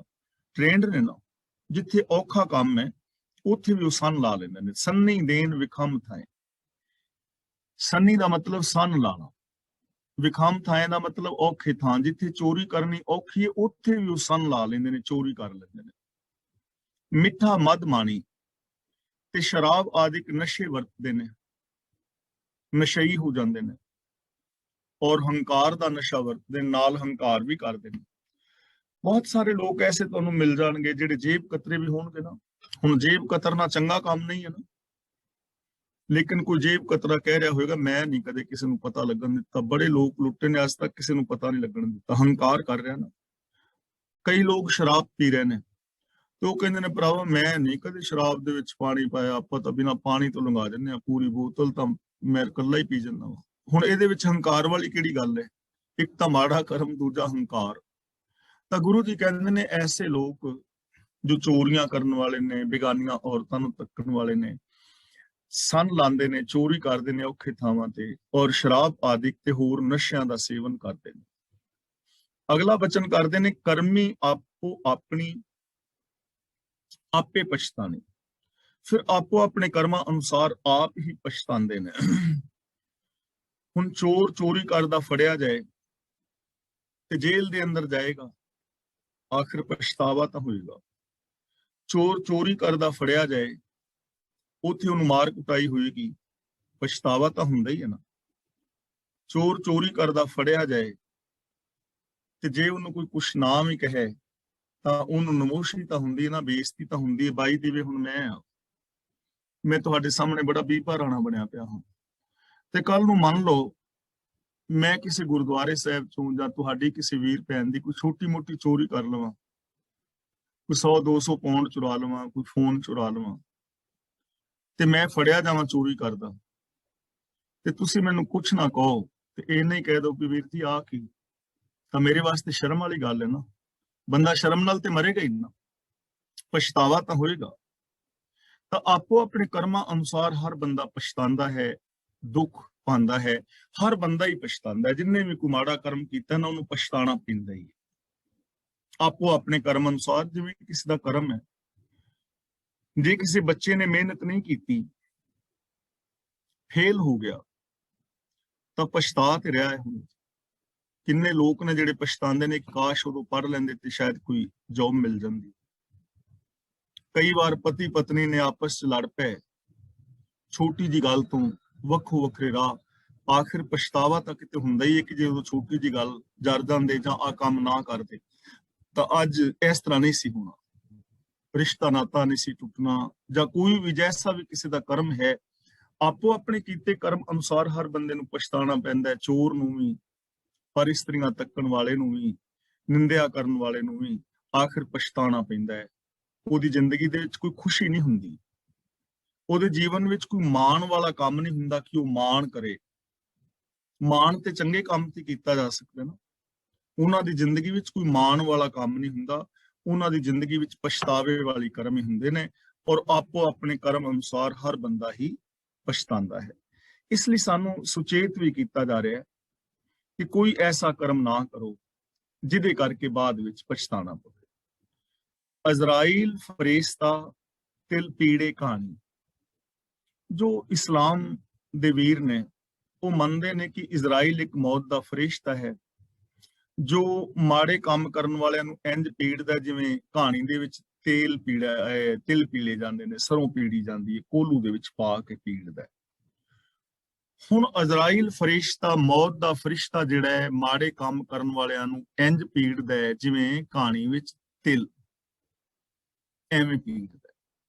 ਤੇ ਉਹ ਪੀੜਦਾ ਕਿਵੇਂ ਹੈ ਕਿ ਦੁੱਖਾਂ ਦੇ ਵਿੱਚ ਆਤਮਿਕ ਮੌਤ, ਜੋ ਕਾਮ ਕ੍ਰੋਧ ਲੋਭ ਆਦਿਕ ਨੇ, ਇਹ ਸਾਰੇ ਜਾਮੀ ਤੇ ਹੈ, ਔਰ ਕਾਮ ਕ੍ਰੋਧ ਆਦਿਕ ਉਸ ਬੰਦੇ ਨੂੰ ਪੀੜਦੇ ਨੇ। ਪੀੜਨ ਦਾ ਮਤਲਬ ਇਹ ਨਹੀਂ ਕਿ ਸਰੀਰ ਉਹਦਾ ਕੋਲੂ ਚ ਪਾਇਆ ਜਾਂਦਾ ਹੈ। ਬੰਦਾ ਦੁਖੀ ਤੇ ਹੁੰਦਾ ਨਾ, ਕਾਮੀ ਆਦਮੀ ਦੁਖੀ ਹੈ, ਕ੍ਰੋਧੀ ਆਦਮੀ ਦੁਖੀ ਹੈ, ਲੋਭੀ ਆਦਮੀ ਦੁਖੀ ਹੈ, ਚਿੰਤਾਵਾਂ ਦੇ ਅੰਦਰ ਉਹ ਬੰਦਾ ਪੀੜਿਆ ਜਾਂਦਾ ਹੈ, ਡਿਪਰੈਸ਼ਨ ਆਦਿਕ ਦੀਆਂ ਬਿਮਾਰੀਆਂ ਉਹਨੂੰ ਹੋ ਜਾਂਦੀਆਂ ਨੇ, ਪਛਤਾਵਾ ਉਹਦੀ ਜ਼ਿੰਦਗੀ ਵਿੱਚ ਹੈ, ਦੁੱਖ ਔਰ ਅਸ਼ਾਂਤੀ ਉਹਦੇ ਜੀਵਨ ਦੇ ਅੰਦਰ ਹੁੰਦਾ ਹੈ। ਇਸ ਤਰ੍ਹਾਂ ਕਾਮ ਕ੍ਰੋਧ ਆਦਿਕ ਉਹਨੂੰ ਪੀੜਦੇ ਨੇ, ਉਹ ਬੰਦਾ ਆਤਮਿਕ ਮੌਤ ਤੇ ਮਰ ਜਾਂਦਾ ਹੈ, ਉਹਦੇ ਅੰਦਰੋਂ ਇਨਸਾਨੀਅਤ ਆਦਿ ਖਤਮ ਹੋ ਜਾਂਦੀ ਹੈ। ਉਹ ਹਮੇਸ਼ਾ ਹੀ ਕੋਲੂ ਦੇ ਵਿੱਚ ਜਿਵੇਂ ਤਿਲ ਪੀੜੇ ਜਾਂਦੇ ਨੇ ਨਾ, ਇਸੇ ਤਰ੍ਹਾਂ ਉਹ ਕਾਮ ਕ੍ਰੋਧ ਔਰ ਨਿੰਦਾ ਆਦਿਕ ਦੇ ਅੰਦਰ ਹਮੇਸ਼ਾ ਹੀ ਪੀੜਿਆ ਰਹਿੰਦਾ ਹੁੰਦਾ ਹੈ, ਹਮੇਸ਼ਾ ਹੀ ਇਹਨਾਂ ਵਿਕਾਰਾਂ ਦੇ ਵਿੱਚ ਫਸਿਆ ਰਹਿੰਦਾ, ਦੁਖੀ ਹੁੰਦਾ ਹੈ। ਸ਼ਲੋਕ ਮਹਿਲਾ ਪੰਜਵਾਂ। ਸੇਵਕ ਸੱਚੇ ਸ਼ਾਹ ਕੇ ਸਈ ਪ੍ਰਵਾਨ। ਇਹਨੂੰ ਸਾਹ ਨਹੀਂ ਪੜਨਾ, ਜੇ ਸਾਹ ਪੜਾਂਗੇ ਤਾਂ ਇਹਦਾ ਅਰਥ ਹੋ ਜਾਏਗਾ ਸਵਾਸ, ਜਿਹੜੇ ਅਸੀਂ ਸਾਹ ਲੈਂਦੇ ਆ। ਜਿੱਥੇ ਇਹਦਾ ਅਰਥ ਸਵਾਸ ਹੋਵੇ ਉੱਥੇ ਸਾਹ ਪੜਾਂਗੇ, ਤੇ ਜਿੱਥੇ ਇਸ ਦਾ ਅਰਥ ਹੋਏਗਾ ਸ਼ਾਹੂਕਾਰ ਜਾਂ ਬਾਦਸ਼ਾਹ, ਉੱਥੇ ਪੈਰ ਥੱਲੇ ਬਿੰਦੀ ਲਾਵਾਂਗੇ, ਸੱਸੇ ਦੇ ਸ਼ਾਹ। ਸੇਵਕ ਸੱਚੇ ਸ਼ਾਹ ਕੇ, ਜੋ ਸੱਚੇ ਪ੍ਰਭੂ ਦੇ ਸੇਵਕ ਨੇ। ਸਈ ਪ੍ਰਵਾਨ, ਅਸਲ ਦੇ ਅੰਦਰ ਉਹੀ ਪ੍ਰਵਾਨ ਹੁੰਦੇ ਨੇ ਰੱਬੀ ਦਰ ਦੇ ਉੱਤੇ, ਰੱਬ ਦੀ ਨਜ਼ਰ ਵਿੱਚ ਉਹੀ ਪ੍ਰਵਾਨ ਨੇ। ਤੇ ਜਿਹੜੇ ਸੱਚੇ ਪ੍ਰਭੂ ਦੇ ਸੇਵਕ ਨੇ, ਪ੍ਰਭੂ ਦੇ ਦਰ ਤੇ ਪ੍ਰਵਾਨ ਨੇ, ਉਹ ਸੰਸਾਰ ਨੂੰ ਵੀ ਪ੍ਰਵਾਨ ਨੇ, ਉਹ ਰਾਜਿਆਂ ਦੀ ਮਹਿਫਿਲ ਵਿੱਚ ਵੀ ਪ੍ਰਵਾਨ ਨੇ, ਉਹ ਜਿੱਥੇ ਵੀ ਜਾਣ ਉੱਥੇ ਹੀ ਪ੍ਰਵਾਨ ਹੁੰਦੇ ਨੇ। ਪੰਜ ਪ੍ਰਵਾਨ ਪੰਜ ਪ੍ਰਧਾਨ, ਪੰਚੇ ਪਾਵੇਂ ਦਰਗਾ ਮਾਨ, ਪੰਚੇ ਸੋਹੈ ਦਰ ਰਾਜਾਨ, ਪੰਚਾਂ ਕਾ ਗੁਰ ਏਕ ਧਿਆਨ। ਜਿਹੜੇ ਸਚਿਆਰ ਨੇ, ਪੰਚ ਨੇ, ਸਚਿਆਰ ਨੇ, ਪ੍ਰਭੂ ਦੇ ਸੇਵਕ ਨੇ, ਜੋ ਰੱਬੀ ਰਜਾ ਵਿੱਚ ਤੁਰਨ ਵਾਲੇ ਨੇ, ਉਹ ਹਰ ਥਾਂ ਤੇ ਹੀ ਪ੍ਰਵਾਨ ਨੇ, ਰੱਬੀ ਦਰ ਤੇ ਪ੍ਰਵਾਨ ਨੇ, ਉਹਨਾਂ ਨੂੰ ਕੋਈ ਅਪਰਵਾਨ ਨਹੀਂ ਕਰਦਾ। ਕਾਰਨ ਕਿ ਉਹਨਾਂ ਦੀ ਜ਼ਿੰਦਗੀ ਵਿੱਚ ਇੱਕ ਤਾਂ ਨੈਗੇਟਿਵਿਟੀ ਨਹੀਂ ਹੈ, ਸਕਾਰਾਤਮਕ ਸੋਚ ਹੈ, ਉਹ ਚੜ੍ਹਦੀ ਕਲਾ ਵਿੱਚ ਨੇ, ਖੁਸ਼ ਔਰ ਪ੍ਰਸੰਨ ਨੇ। ਤੇ ਦੂਜਾ, ਉਹ ਕਿਸੇ ਦਾ ਬੁਰਾ ਨਹੀਂ ਕਰਦੇ, ਉਹ ਹਮੇਸ਼ਾ ਭਲਾ ਕਰਦੇ ਨੇ, ਭਲਾ ਲੋਚਦੇ ਨੇ, ਭਲਾ ਸੋਚਦੇ ਨੇ, ਭਲਾ ਬੋਲਦੇ ਨੇ, ਭਲਾ ਕਰਦੇ ਨੇ। ਤੇ ਐਸੇ ਇਨਸਾਨ ਜਿੱਥੇ ਵੀ ਜਾਣ ਉੱਥੇ ਹੀ ਪ੍ਰਵਾਨ ਹੁੰਦੇ। ਦੂਜਾ, ਸੇਵਨ ਨਾਨਕਾ ਸੇ ਪਚ ਪਚ ਮੂਏ ਅਜਾਨ।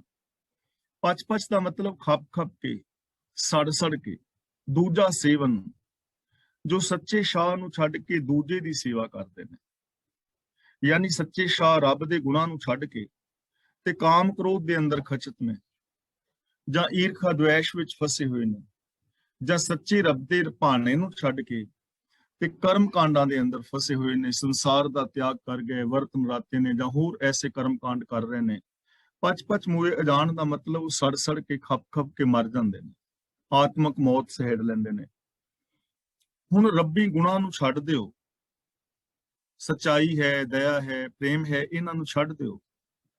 ਤੇ ਇਹਨਾਂ ਗੁਣਾਂ ਨੂੰ ਛੱਡ ਕੇ ਤੁਸੀਂ ਤੀਰਥਾਂ ਤੇ ਨਹਾਉਂਦੇ ਫਿਰੋ ਜਾਂ ਜਪ ਤਪ ਕਰਦੇ ਫਿਰੋ, ਤਾਂ ਕੀ ਜ਼ਿੰਦਗੀ ਅੰਦਰ ਸ਼ਾਂਤੀ ਆ ਜਾਏਗੀ?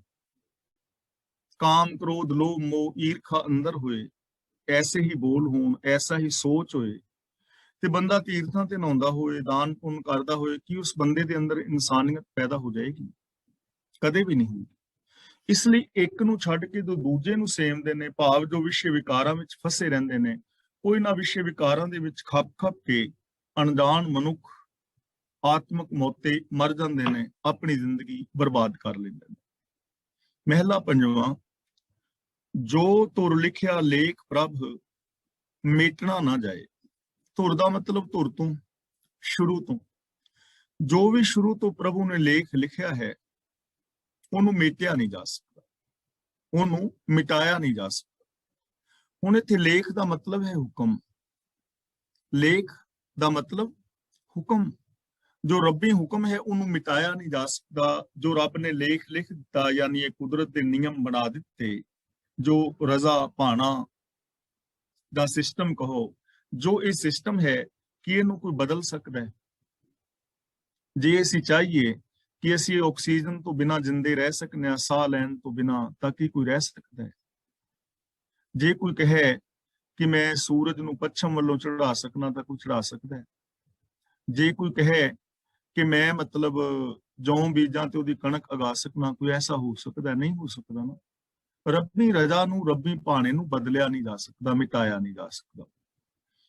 ਤੇ ਦੂਜੀ ਗੱਲ ਇਹ ਹੈ ਕਿ ਜੋ ਅਸੀਂ ਸੰਸਕਾਰ ਪੈਦਾ ਕਰਦੇ ਹਾਂ ਆਪਣੇ ਅੰਦਰ, ਜੋ ਕੁਝ ਅਸੀਂ ਸੋਚਦੇ ਹਾਂ, ਜੋ ਅਸੀਂ ਬੋਲਦੇ ਹਾਂ, ਤੇ ਸਾਡੇ ਅੰਦਰ ਸੰਸਕਾਰ ਬਣੀ ਜਾਂਦੇ ਨੇ, ਆਦਤਾਂ ਬਣੀ ਜਾਂਦੀਆਂ ਨੇ, ਸੁਭਾਅ ਬਣੀ ਜਾਂਦਾ ਹੈ, ਕਿ ਉਹਨੂੰ ਰੱਬੀ ਰਜ਼ਾ ਤੋਂ ਬਿਨਾਂ ਕੋਈ ਬਦਲ ਸਕਦਾ ਹੈ? ਉਹ ਸੁਭਾਅ ਮੁਤਾਬਕ ਹੀ ਉਹ ਜ਼ਿੰਦਗੀ ਜੀਵੇਗਾ ਨਾ। ਜਿਵੇਂ ਗੁਰੂ ਜੀ ਨੇ ਪਾਵਨ ਬਾਣੀ ਵਿੱਚ ਬਚਨ ਕੀਤਾ ਹੈ, ਦੋ ਤਿੰਨ ਉਦਾਹਰਨਾਂ ਮੈਂ ਦੁਬਾਰਾ ਰਿਪੀਟ ਨਹੀਂ ਕਰਦਾ। ਜਿਵੇਂ ਚਿੱਚੜ ਦਾ ਸੁਭਾਅ ਖੂਨ ਪੀਣ ਦਾ, ਜਿਵੇਂ ਮੇਂਢਕ ਗੰਦਗੀ ਖਾਂਦਾ ਹੈ, ਜਿਵੇਂ ਕੁੱਤੇ ਦੀ ਪੂਛ ਹਮੇਸ਼ਾ ਟੇਢੀ ਰਹਿੰਦੀ ਹੈ, ਤਾਂ ਉਸ ਸੁਭਾਅ ਨੂੰ ਨਹੀਂ ਨਾ ਬਦਲਿਆ ਜਾ ਸਕਦਾ। ਜੇ ਕੋਈ ਹੋਰ ਚਾਹੇ ਉਹਨਾਂ ਸੰਸਕਾਰਾਂ ਨੂੰ ਬਦਲਣਾ, ਤਾਂ ਨਹੀਂ ਬਦਲ ਪਾਏਗਾ। ਰੱਬੀ ਰਜ਼ਾ ਦੇ ਵਿੱਚ ਬਦਲਿਆ ਜਾ ਸਕਦਾ। ਜੋ ਤੁਰ ਲਿਖਿਆ ਲੇਖ ਪ੍ਰਭ ਮੇਟਣਾ ਨਾ ਜਾਏ। ਜੋ ਰੱਬ ਦਾ ਹੁਕਮ ਹੈ, ਉਸ ਰੱਬ ਦੇ ਹੁਕਮ ਤੋਂ ਉਲਟ ਨਹੀਂ ਕੁਛ ਕੀਤਾ ਜਾ ਸਕਦਾ। ਮੇਟਣਾ ਨਾ ਜਾਏ ਦਾ ਮਤਲਬ ਉਹਨੂੰ ਮਿਟਾਇਆ ਨਹੀਂ ਜਾ ਸਕਦਾ, ਉਹਦੇ ਤੋਂ ਉਲਟ ਕੁਛ ਨਹੀਂ ਕੀਤਾ ਜਾ ਸਕਦਾ। ਇਸ ਲਈ ਸਾਨੂੰ ਕੀ ਕਰਨਾ ਚਾਹੀਦਾ ਹੈ? ਰਾਮ ਨਾਮ ਧਨ ਵਖਰੋ, ਨਾਨਕ ਸਦਾ ਧਿਆਏ। ਧਿਆਏ ਦਾ ਮਤਲਬ ਧਿਆਨ ਵਿੱਚ ਰੱਖ, ਵਖਰ ਦਾ ਮਤਲਬ ਸੌਦਾ, ਨਾਮ ਦਾ ਮਤਲਬ ਹੁਕਮ, ਰਾਮ ਦਾ ਮਤਲਬ ਰਮਿਆ ਹੋਇਆ। ਕਿ ਜੋ ਰਮਿਆ ਹੋਇਆ ਰੱਬ ਹੈ, ਉਹਦਾ ਹੁਕਮ ਰੂਪ ਜੋ ਸੌਦਾ ਹੈ ਨਾ, ਉਹਨੂੰ ਹਮੇਸ਼ਾ ਧਿਆਨ ਦੇ ਵਿੱਚ ਰੱਖ। ਰੱਬੀ ਰਜ਼ਾ ਦੇ ਵਿੱਚ ਤੁਰ, ਰੱਬੀ ਰਜ਼ਾ ਵਿੱਚ ਤੁਰ। ਰੱਬੀ ਗੁਣਾਂ ਦਾ ਜਿਹੜਾ ਸੌਦਾ ਹੈ, ਉਹਨੂੰ ਇਕੱਠਾ ਕਰ, ਸਤ ਸੰਤੋਖ ਦਇਆ ਧਰਮ ਆਦਿਕ ਨੂੰ। ਔਰ ਜੋ ਰੱਬੀ ਹੁਕਮ ਦਾ ਕੀਮਤੀ ਸੌਦਾ ਹੈ, ਉਹਨੂੰ ਆਪਣੇ ਧਿਆਨ ਦੇ ਵਿੱਚ ਵਸਾ। ਤੇਰਾ ਧਿਆਨ ਵਿੱਚ ਗੱਲ ਹੋਣੀ ਚਾਹੀਦੀ ਹੈ, ਹਮੇਸ਼ਾ ਯਾਦ ਰਹੇ ਕਿ ਹੁਕਮ ਤੋਂ ਉਲਟ ਕੁਛ ਨਹੀਂ ਹੁੰਦਾ, ਲੇਕਿਨ ਹੁਕਮ ਰਜ਼ਾ ਦੇ ਅੰਦਰ ਰਹਿ ਕੇ ਬਹੁਤ ਕੁਛ ਹੁੰਦਾ ਹੈ, ਬਹੁਤ ਕੁਛ ਹੋ ਸਕਦਾ ਹੈ, ਬਹੁਤ ਕੁਛ ਪਾਇਆ ਜਾ ਸਕਦਾ ਹੈ, ਬਹੁਤ ਵਿਕਾਸ ਕੀਤਾ ਜਾ ਸਕਦਾ ਹੈ, ਬਹੁਤ ਉੱਚਾ ਆਤਮਿਕ ਜੀਵਨ ਜੀਇਆ ਜਾ ਸਕਦਾ ਹੈ, ਬਹੁਤ ਸਾਰੀਆਂ ਖੁਸ਼ੀਆਂ आनंद खेड़ा और प्रसन्नता पाई जा सकती है हुक्म विच रह के, हुक्म तो बाहर नहीं। देखो एक सिंपल जी मिसाल, साडे परिवार ने, हुण परिवारां दे अंदर जे असीं चाहते हैं खुशी, तो ਉਹਦੇ ਵਾਸਤੇ कुछ हुक्म है ना, सिस्टम है ना, कुछ फर्ज ने ना। जे घर ਦਾ हर मैंबर उन्हां फर्जां ਨੂੰ ਪੂਰੀਆਂ ਕਰੇਗਾ, ਨਿਯਮ ਦੇ ਵਿੱਚ ਰਹੇਗਾ, ਨਿਯਮਾਂ ਨੂੰ ਫੋਲੋ ਕਰੇਗਾ, ਤਾਂ ਪਰਿਵਾਰ ਦੇ ਅੰਦਰ ਸੁਖ ਸ਼ਾਂਤੀ ਰਹੇਗੀ ਨਾ। ਤੇ ਜੇ ਪਰਿਵਾਰ ਦਾ ਕੋਈ ਵੀ ਮੈਂਬਰ ਪਰਿਵਾਰਕ ਨਿਯਮਾਂ ਨੂੰ ਫੋਲੋ ਨਾ ਕਰੇ, ਆਪਣੇ ਫਰਜ਼ਾਂ ਨੂੰ ਨਾ ਨਿਭਾਏ, ਇੱਕ ਦੂਜੇ ਨਾਲ ਬੇਵਿਸ਼ਵਾਸੀ ਕਰੇ, ਜੈਲਸੀ ਕਰੇ, ਤਾਂ ਸ਼ਾਂਤੀ ਨਹੀਂ ਰਹੇਗੀ ਨਾ। ਸ਼ਾਂਤੀ ਤਾਂ ਨਿਯਮਾਂ ਦੇ ਵਿੱਚ ਹੀ ਹੈ ਨਾ। ਹਾਂ, ਨਿਯਮਾਂ ਦੇ ਵਿੱਚ ਰਹਿ ਕੇ ਜਿੰਨੀ ਮਰਜ਼ੀ ਖੁਸ਼ੀ ਪਾ ਲਓ। ਇਸ ਲਈ ਗੁਰੂ ਜੀ ਕਹਿੰਦੇ ਨੇ ਜੋ ਪ੍ਰਭੂ ਦਾ ਅਗੰਮੀ ਹੁਕਮ ਹੈ ਉਹ ਸਭ ਤੋਂ ਕੀਮਤੀ ਸੌਦਾ ਹੈ। ਇਸ ਚੀਜ਼ ਨੂੰ ਧਿਆਨ ਦੇ ਅੰਦਰ ਰੱਖ ਔਰ ਆਪਣਾ ਧਿਆਨ ਰੱਬੀ ਰਜ਼ਾ ਦੇ ਵਿੱਚ ਜੋੜ, ਰੱਬੀ ਰਜ਼ਾ ਦੇ ਅੰਦਰ ਜ਼ਿੰਦਗੀ ਜੀਣ ਦਾ ਯਤਨ ਕਰ। ਪੌੜੀ ਮਹਿਲਾ ਪੰਜਵਾਂ। ਇੱਥੇ ਫਿਰ ਅੰਕ 5 ਹੈ। ਇਹਦਾ ਮਤਲਬ ਇਹ ਪੌੜੀ ਵੀ ਸਾਹਿਬ ਸ੍ਰੀ ਗੁਰੂ ਅਰਜਨ ਪਾਤਸ਼ਾਹ ਜੀ ਦੀ ਉਚਾਰਨ ਕੀਤੀ ਹੋਈ। ਨਾਰਾਇਣ ਲਿਆ ਨਾ ਠੂੰਗੜਾ, ਪੈਰ ਕਿੱਥੇ ਰੱਖੇ। ਨਾ ਠੂੰਗੜਾ, ਨੱਠ ਠੂੰਗਾ, ਇਹਦਾ ਮਤਲਬ ਨੱਠਣ ਲਈ ਧੱਕਾ। ਜਿਸਨੇ ਨਾਰਾਇਣ ਵੱਲੋਂ ਨੱਠਣ ਲਈ ਧੱਕਾ ਹੀ ਭਾਗਾਂ ਵਿੱਚ ਲਿਆ ਹੋਵੇ, ਉਹ ਪੈਰ ਟਿਕਾ ਕੇ ਕਿੱਥੇ ਰੱਖ ਸਕਦਾ ਹੈ। यानी एक बच्चा है, एक बच्चे ਨੂੰ ਮਾਂ ਨੇ ਰੇੜਾ ਦੇ ਦਿੱਤਾ ਤੁਰਨ ਲਈ ਜਾਂ ਸਹਾਰਾ ਦਿੱਤਾ, ਤਾਂ ਉਹ ਤੇ ਉਹਦੇ ਨਾਲ ਤੁਰੇਗਾ। ਤੇ ਜੇ ਮਾਂ ਬੱਚੇ ਨੂੰ ਧੱਕਾ ਦੇ ਦੇਵੇ ਤੇ ਕੀ ਉਹ ਬੱਚਾ ਟਿਕ ਸਕਦਾ ਹੈ? ਉਹ ਤੇ ਡਿੱਗੇਗਾ ਨਾ। ਤਾਂ ਜਿਸ ਮਨੁੱਖ ਨੂੰ ਰੱਬ ਵੱਲੋਂ ਹੀ ਠੇਡਾ ਵੱਜਿਆ ਹੋਵੇ, ਪੈਰ ਕਿੱਥੇ ਰੱਖੇ ਦਾ ਮਤਲਬ ਉਹ ਜ਼ਿੰਦਗੀ ਦੇ ਰਾਹ ਦੇ ਉੱਤੇ ਪੈਰ ਕਿਵੇਂ ਟਿਕਾ ਸਕਦਾ ਹੈ। ਨਾ ਠੁੰਗੜਾ ਦਾ ਮਤਲਬ ਹੁੰਦਾ ਹੈ ਠੇਡਾ, ਨੱਠਣ ਵਾਸਤੇ ਧੱਕਾ, ਜਿਵੇਂ ਕੋਈ ਤੁਰ ਰਿਹਾ ਹੈ ਤੇ ਪਿੱਛੋਂ ਕੋਈ ਧੱਕਾ ਮਾਰ ਦੇਵੇ। ਨਾਰਾਇਣ ਦਾ ਮਤਲਬ ਨਾਰਾਇਣ ਤੋਂ, ਕਿਉਂਕਿ ਨਾਰਾਇਣ ਦੇ ਨਾਣੇ ਦੇ ਨਾਲ ਸਿਹਾਰੀ ਹੈ। ਇਹਦਾ ਮਤਲਬ ਨਾਰਾਇਣ ਤੋਂ, ਜਿਸਨੇ ਰੱਬ ਤੋਂ ਧੱਕਾ ਹੀ ਲਿਆ ਹੋਵੇ। ਪੈਰ ਕਿੱਥੇ ਰੱਖੇ, ਉਹ ਜੀਵਨ ਦੇ ਸਹੀ ਮਾਰਗ ਤੇ ਪੈਰ ਕਿਵੇਂ ਰੱਖ ਸਕਦਾ ਹੈ। ਹੁਣ ਇੱਥੇ ਨਾਰਾਇਣ ਤੋਂ ਧੱਕਾ ਲੈਣ ਦਾ ਮਤਲਬ ਹੈ ਅੰਤਰੀਵ ਜੋ ਭਾਵ ਹੈ ਕਿ ਜੋ ਰੱਬੀ ਰਜ਼ਾ ਤੋਂ ਉਲਟ ਚੱਲ ਰਿਹਾ ਹੈ, ਜੋ ਰੱਬ ਤੋਂ ਬੇਮੁਖ ਹੋ ਗਿਆ ਹੈ, ਕਿ ਉਹ ਜੀਵਨ ਦੇ ਸਹੀ ਮਾਰਗ ਤੇ ਪੈਰ ਕਿਵੇਂ ਧਰ ਸਕਦਾ ਹੈ। ਕਿਉਂਕਿ ਉਹ ਸੱਚ ਤੋਂ ਬਾਗੀ ਹੈ, ਧਰਮ ਤੋਂ ਬਾਗੀ ਹੈ, ਦਇਆ ਤੋਂ ਬਾਗੀ ਹੈ, ਇਨਸਾਨੀਅਤ ਤੋਂ ਬਾਗੀ ਹੈ। ਤਾਂ ਉਹ ਜੀਵਨ ਦੇ ਸਹੀ ਮਾਰਗ ਤੇ ਪੈਰ ਕਿਵੇਂ ਰੱਖੇ, ਕਿਵੇਂ ਸਹੀ ਜ਼ਿੰਦਗੀ ਜੀ ਸਕਦਾ ਹੈ, ਕਿਵੇਂ ਉਹ ਸ਼ਾਂਤੀ ਹਾਸਲ ਕਰ ਸਕਦਾ ਹੈ, ਕਿਵੇਂ ਉਹਦੀ ਜ਼ਿੰਦਗੀ ਵਿੱਚ ਟਿਕਾਵ ਆ ਸਕਦਾ ਹੈ। ਉਹਦੇ ਜੀਵਨ ਵਿੱਚ ਟਿਕਾਵ ਆਏਗਾ ਹੀ ਨਹੀਂ। ਉਹਦਾ ਮਨ ਵਿਕਾਰਾਂ ਵਿੱਚ ਹੀ ਭਟਕਦਾ ਰਹੇਗਾ, ਉਹਦਾ ਮਨ ਨੈਗੇਟਿਵਿਟੀ ਵੱਲ ਹੀ ਭਟਕਦਾ ਰਹੇਗਾ, ਕਿਉਂਕਿ ਉਹ ਪ੍ਰਭੂ ਤੋਂ ਬੇਮੁਖ ਹੋ ਗਿਆ ਹੈ। ਇਸੇ ਨੂੰ ਕਹਿੰਦੇ ਨੇ ਧੱਕਾ ਲੈਣਾ। ਰੱਬ ਨੇ ਧੱਕਾ ਦੇ ਦਿੱਤਾ, ਮੀਨਸ ਕਿ ਬੰਦਾ ਰੱਬ ਤੋਂ ਬੇਮੁਖ ਜਿਹੜਾ ਹੋ ਗਿਆ, ਉਹ ਜੀਵਨ ਦੇ ਸਹੀ ਰਾਸਤੇ ਤੇ ਚੱਲ ਨਹੀਂ ਪਾਏਗਾ। ਇਸ ਲਈ ਜੇ ਜੀਵਨ ਦੇ ਸਹੀ ਰਾਸਤੇ ਤੇ ਚੱਲਣਾ ਹੈ ਤਾਂ ਫਿਰ ਸਾਨੂੰ ਪ੍ਰਭੂ ਤੋਂ ਬੇਮੁਖ ਨਹੀਂ ਹੋਣਾ ਚਾਹੀਦਾ, ਰੱਬੀ ਰਜ਼ਾ ਦੇ ਵਿੱਚ ਤੁਰਨਾ ਚਾਹੀਦਾ, ਰੱਬ ਦੇ ਗੁਣਾਂ ਦੇ ਧਾਰਨੀ ਹੋਣਾ ਚਾਹੀਦਾ। ਕਰਦਾ ਪਾਪ ਅਮਿਤਿਆਂ ਨਿਤ ਵਿਸੋ ਚੱਖੈ। ਅਮਿਤਿਆਂ ਦਾ ਮਤਲਬ ਅਮਿਣਵੇਂ, ਬੇਅੰਤ, ਜਿਨ੍ਹਾਂ ਦੀ ਕੋਈ ਮਿੱਤੀ ਨਹੀਂ, ਜਿਨ੍ਹਾਂ ਦਾ ਕੋਈ ਮਾਪ ਤੋਲ ਨਹੀਂ, ਉਹ ਬੇਅੰਤ ਪਾਪ ਕਰਦਾ ਹੈ। ਨਿਤ ਵਿਸ਼ੋ ਚੱਖੈ, ਵਿਸ਼ੋ ਦਾ ਮਤਲਬ ਵਿਸ਼, ਜ਼ਹਿਰ, ਤੇ ਨਿਤ ਹੀ ਉਹ ਜ਼ਹਿਰ ਚੱਖਦਾ ਹੈ, ਜ਼ਹਿਰ ਖਾਂਦਾ ਹੈ, ਪਾਪ ਕਰਦਾ ਹੈ ਤੇ ਪਾਪਾਂ ਦਾ ਜਿਹੜਾ ਫਲ ਹੈ ਜ਼ਹਿਰ ਦੇ ਰੂਪ ਵਿੱਚ ਖਾ ਰਿਹਾ ਹੈ। ਹੁਣ ਇਹ ਵਿਸ਼ੇ ਵਿਕਾਰ ਜ਼ਹਿਰ ਹੀ ਨੇ। ਜਿਹੜੀ ਜ਼ਹਿਰ ਖਾਣ ਦੇ ਨਾਲ ਸਰੀਰ ਦੀ ਮੌਤ ਹੋ ਜਾਏ ਉਹਨੂੰ ਵੀ ਜ਼ਹਿਰ ਕਹਿੰਦੇ ਨੇ, ਤੇ ਜਿਹੜੇ ਕਰਮ ਕਰਨ ਦੇ ਨਾਲ ਬੰਦੇ ਦੀ ਜ਼ਮੀਰ ਮਰ ਜਾਏ ਉਹਨੂੰ ਵੀ ਜ਼ਹਿਰ ਹੀ ਕਹਿੰਦੇ। ਹਰ ਰੋਜ਼ ਪਾਪ ਕਰ ਰਿਹਾ ਹੈ, ਹਰ ਰੋਜ਼ ਜ਼ਹਿਰ ਖਾ ਰਿਹਾ ਹੈ, ਚਸਕੇ ਵਿਸ਼ੇ ਵਿਕਾਰਾਂ ਦੇ, ਪਰਾਈਆਂ ਇਸਤਰੀਆਂ, ਪਰਾਇਆ ਧਨ, ਲੋਭ ਲਾਲਚ, ਇਹਨਾਂ ਦੇ ਵਿੱਚ ਹੀ ਹਮੇਸ਼ਾ ਪਿਆ ਰਹਿੰਦਾ ਹੈ, ਗੁਨਾਹ ਹੀ ਕਰਦਾ ਹੈ।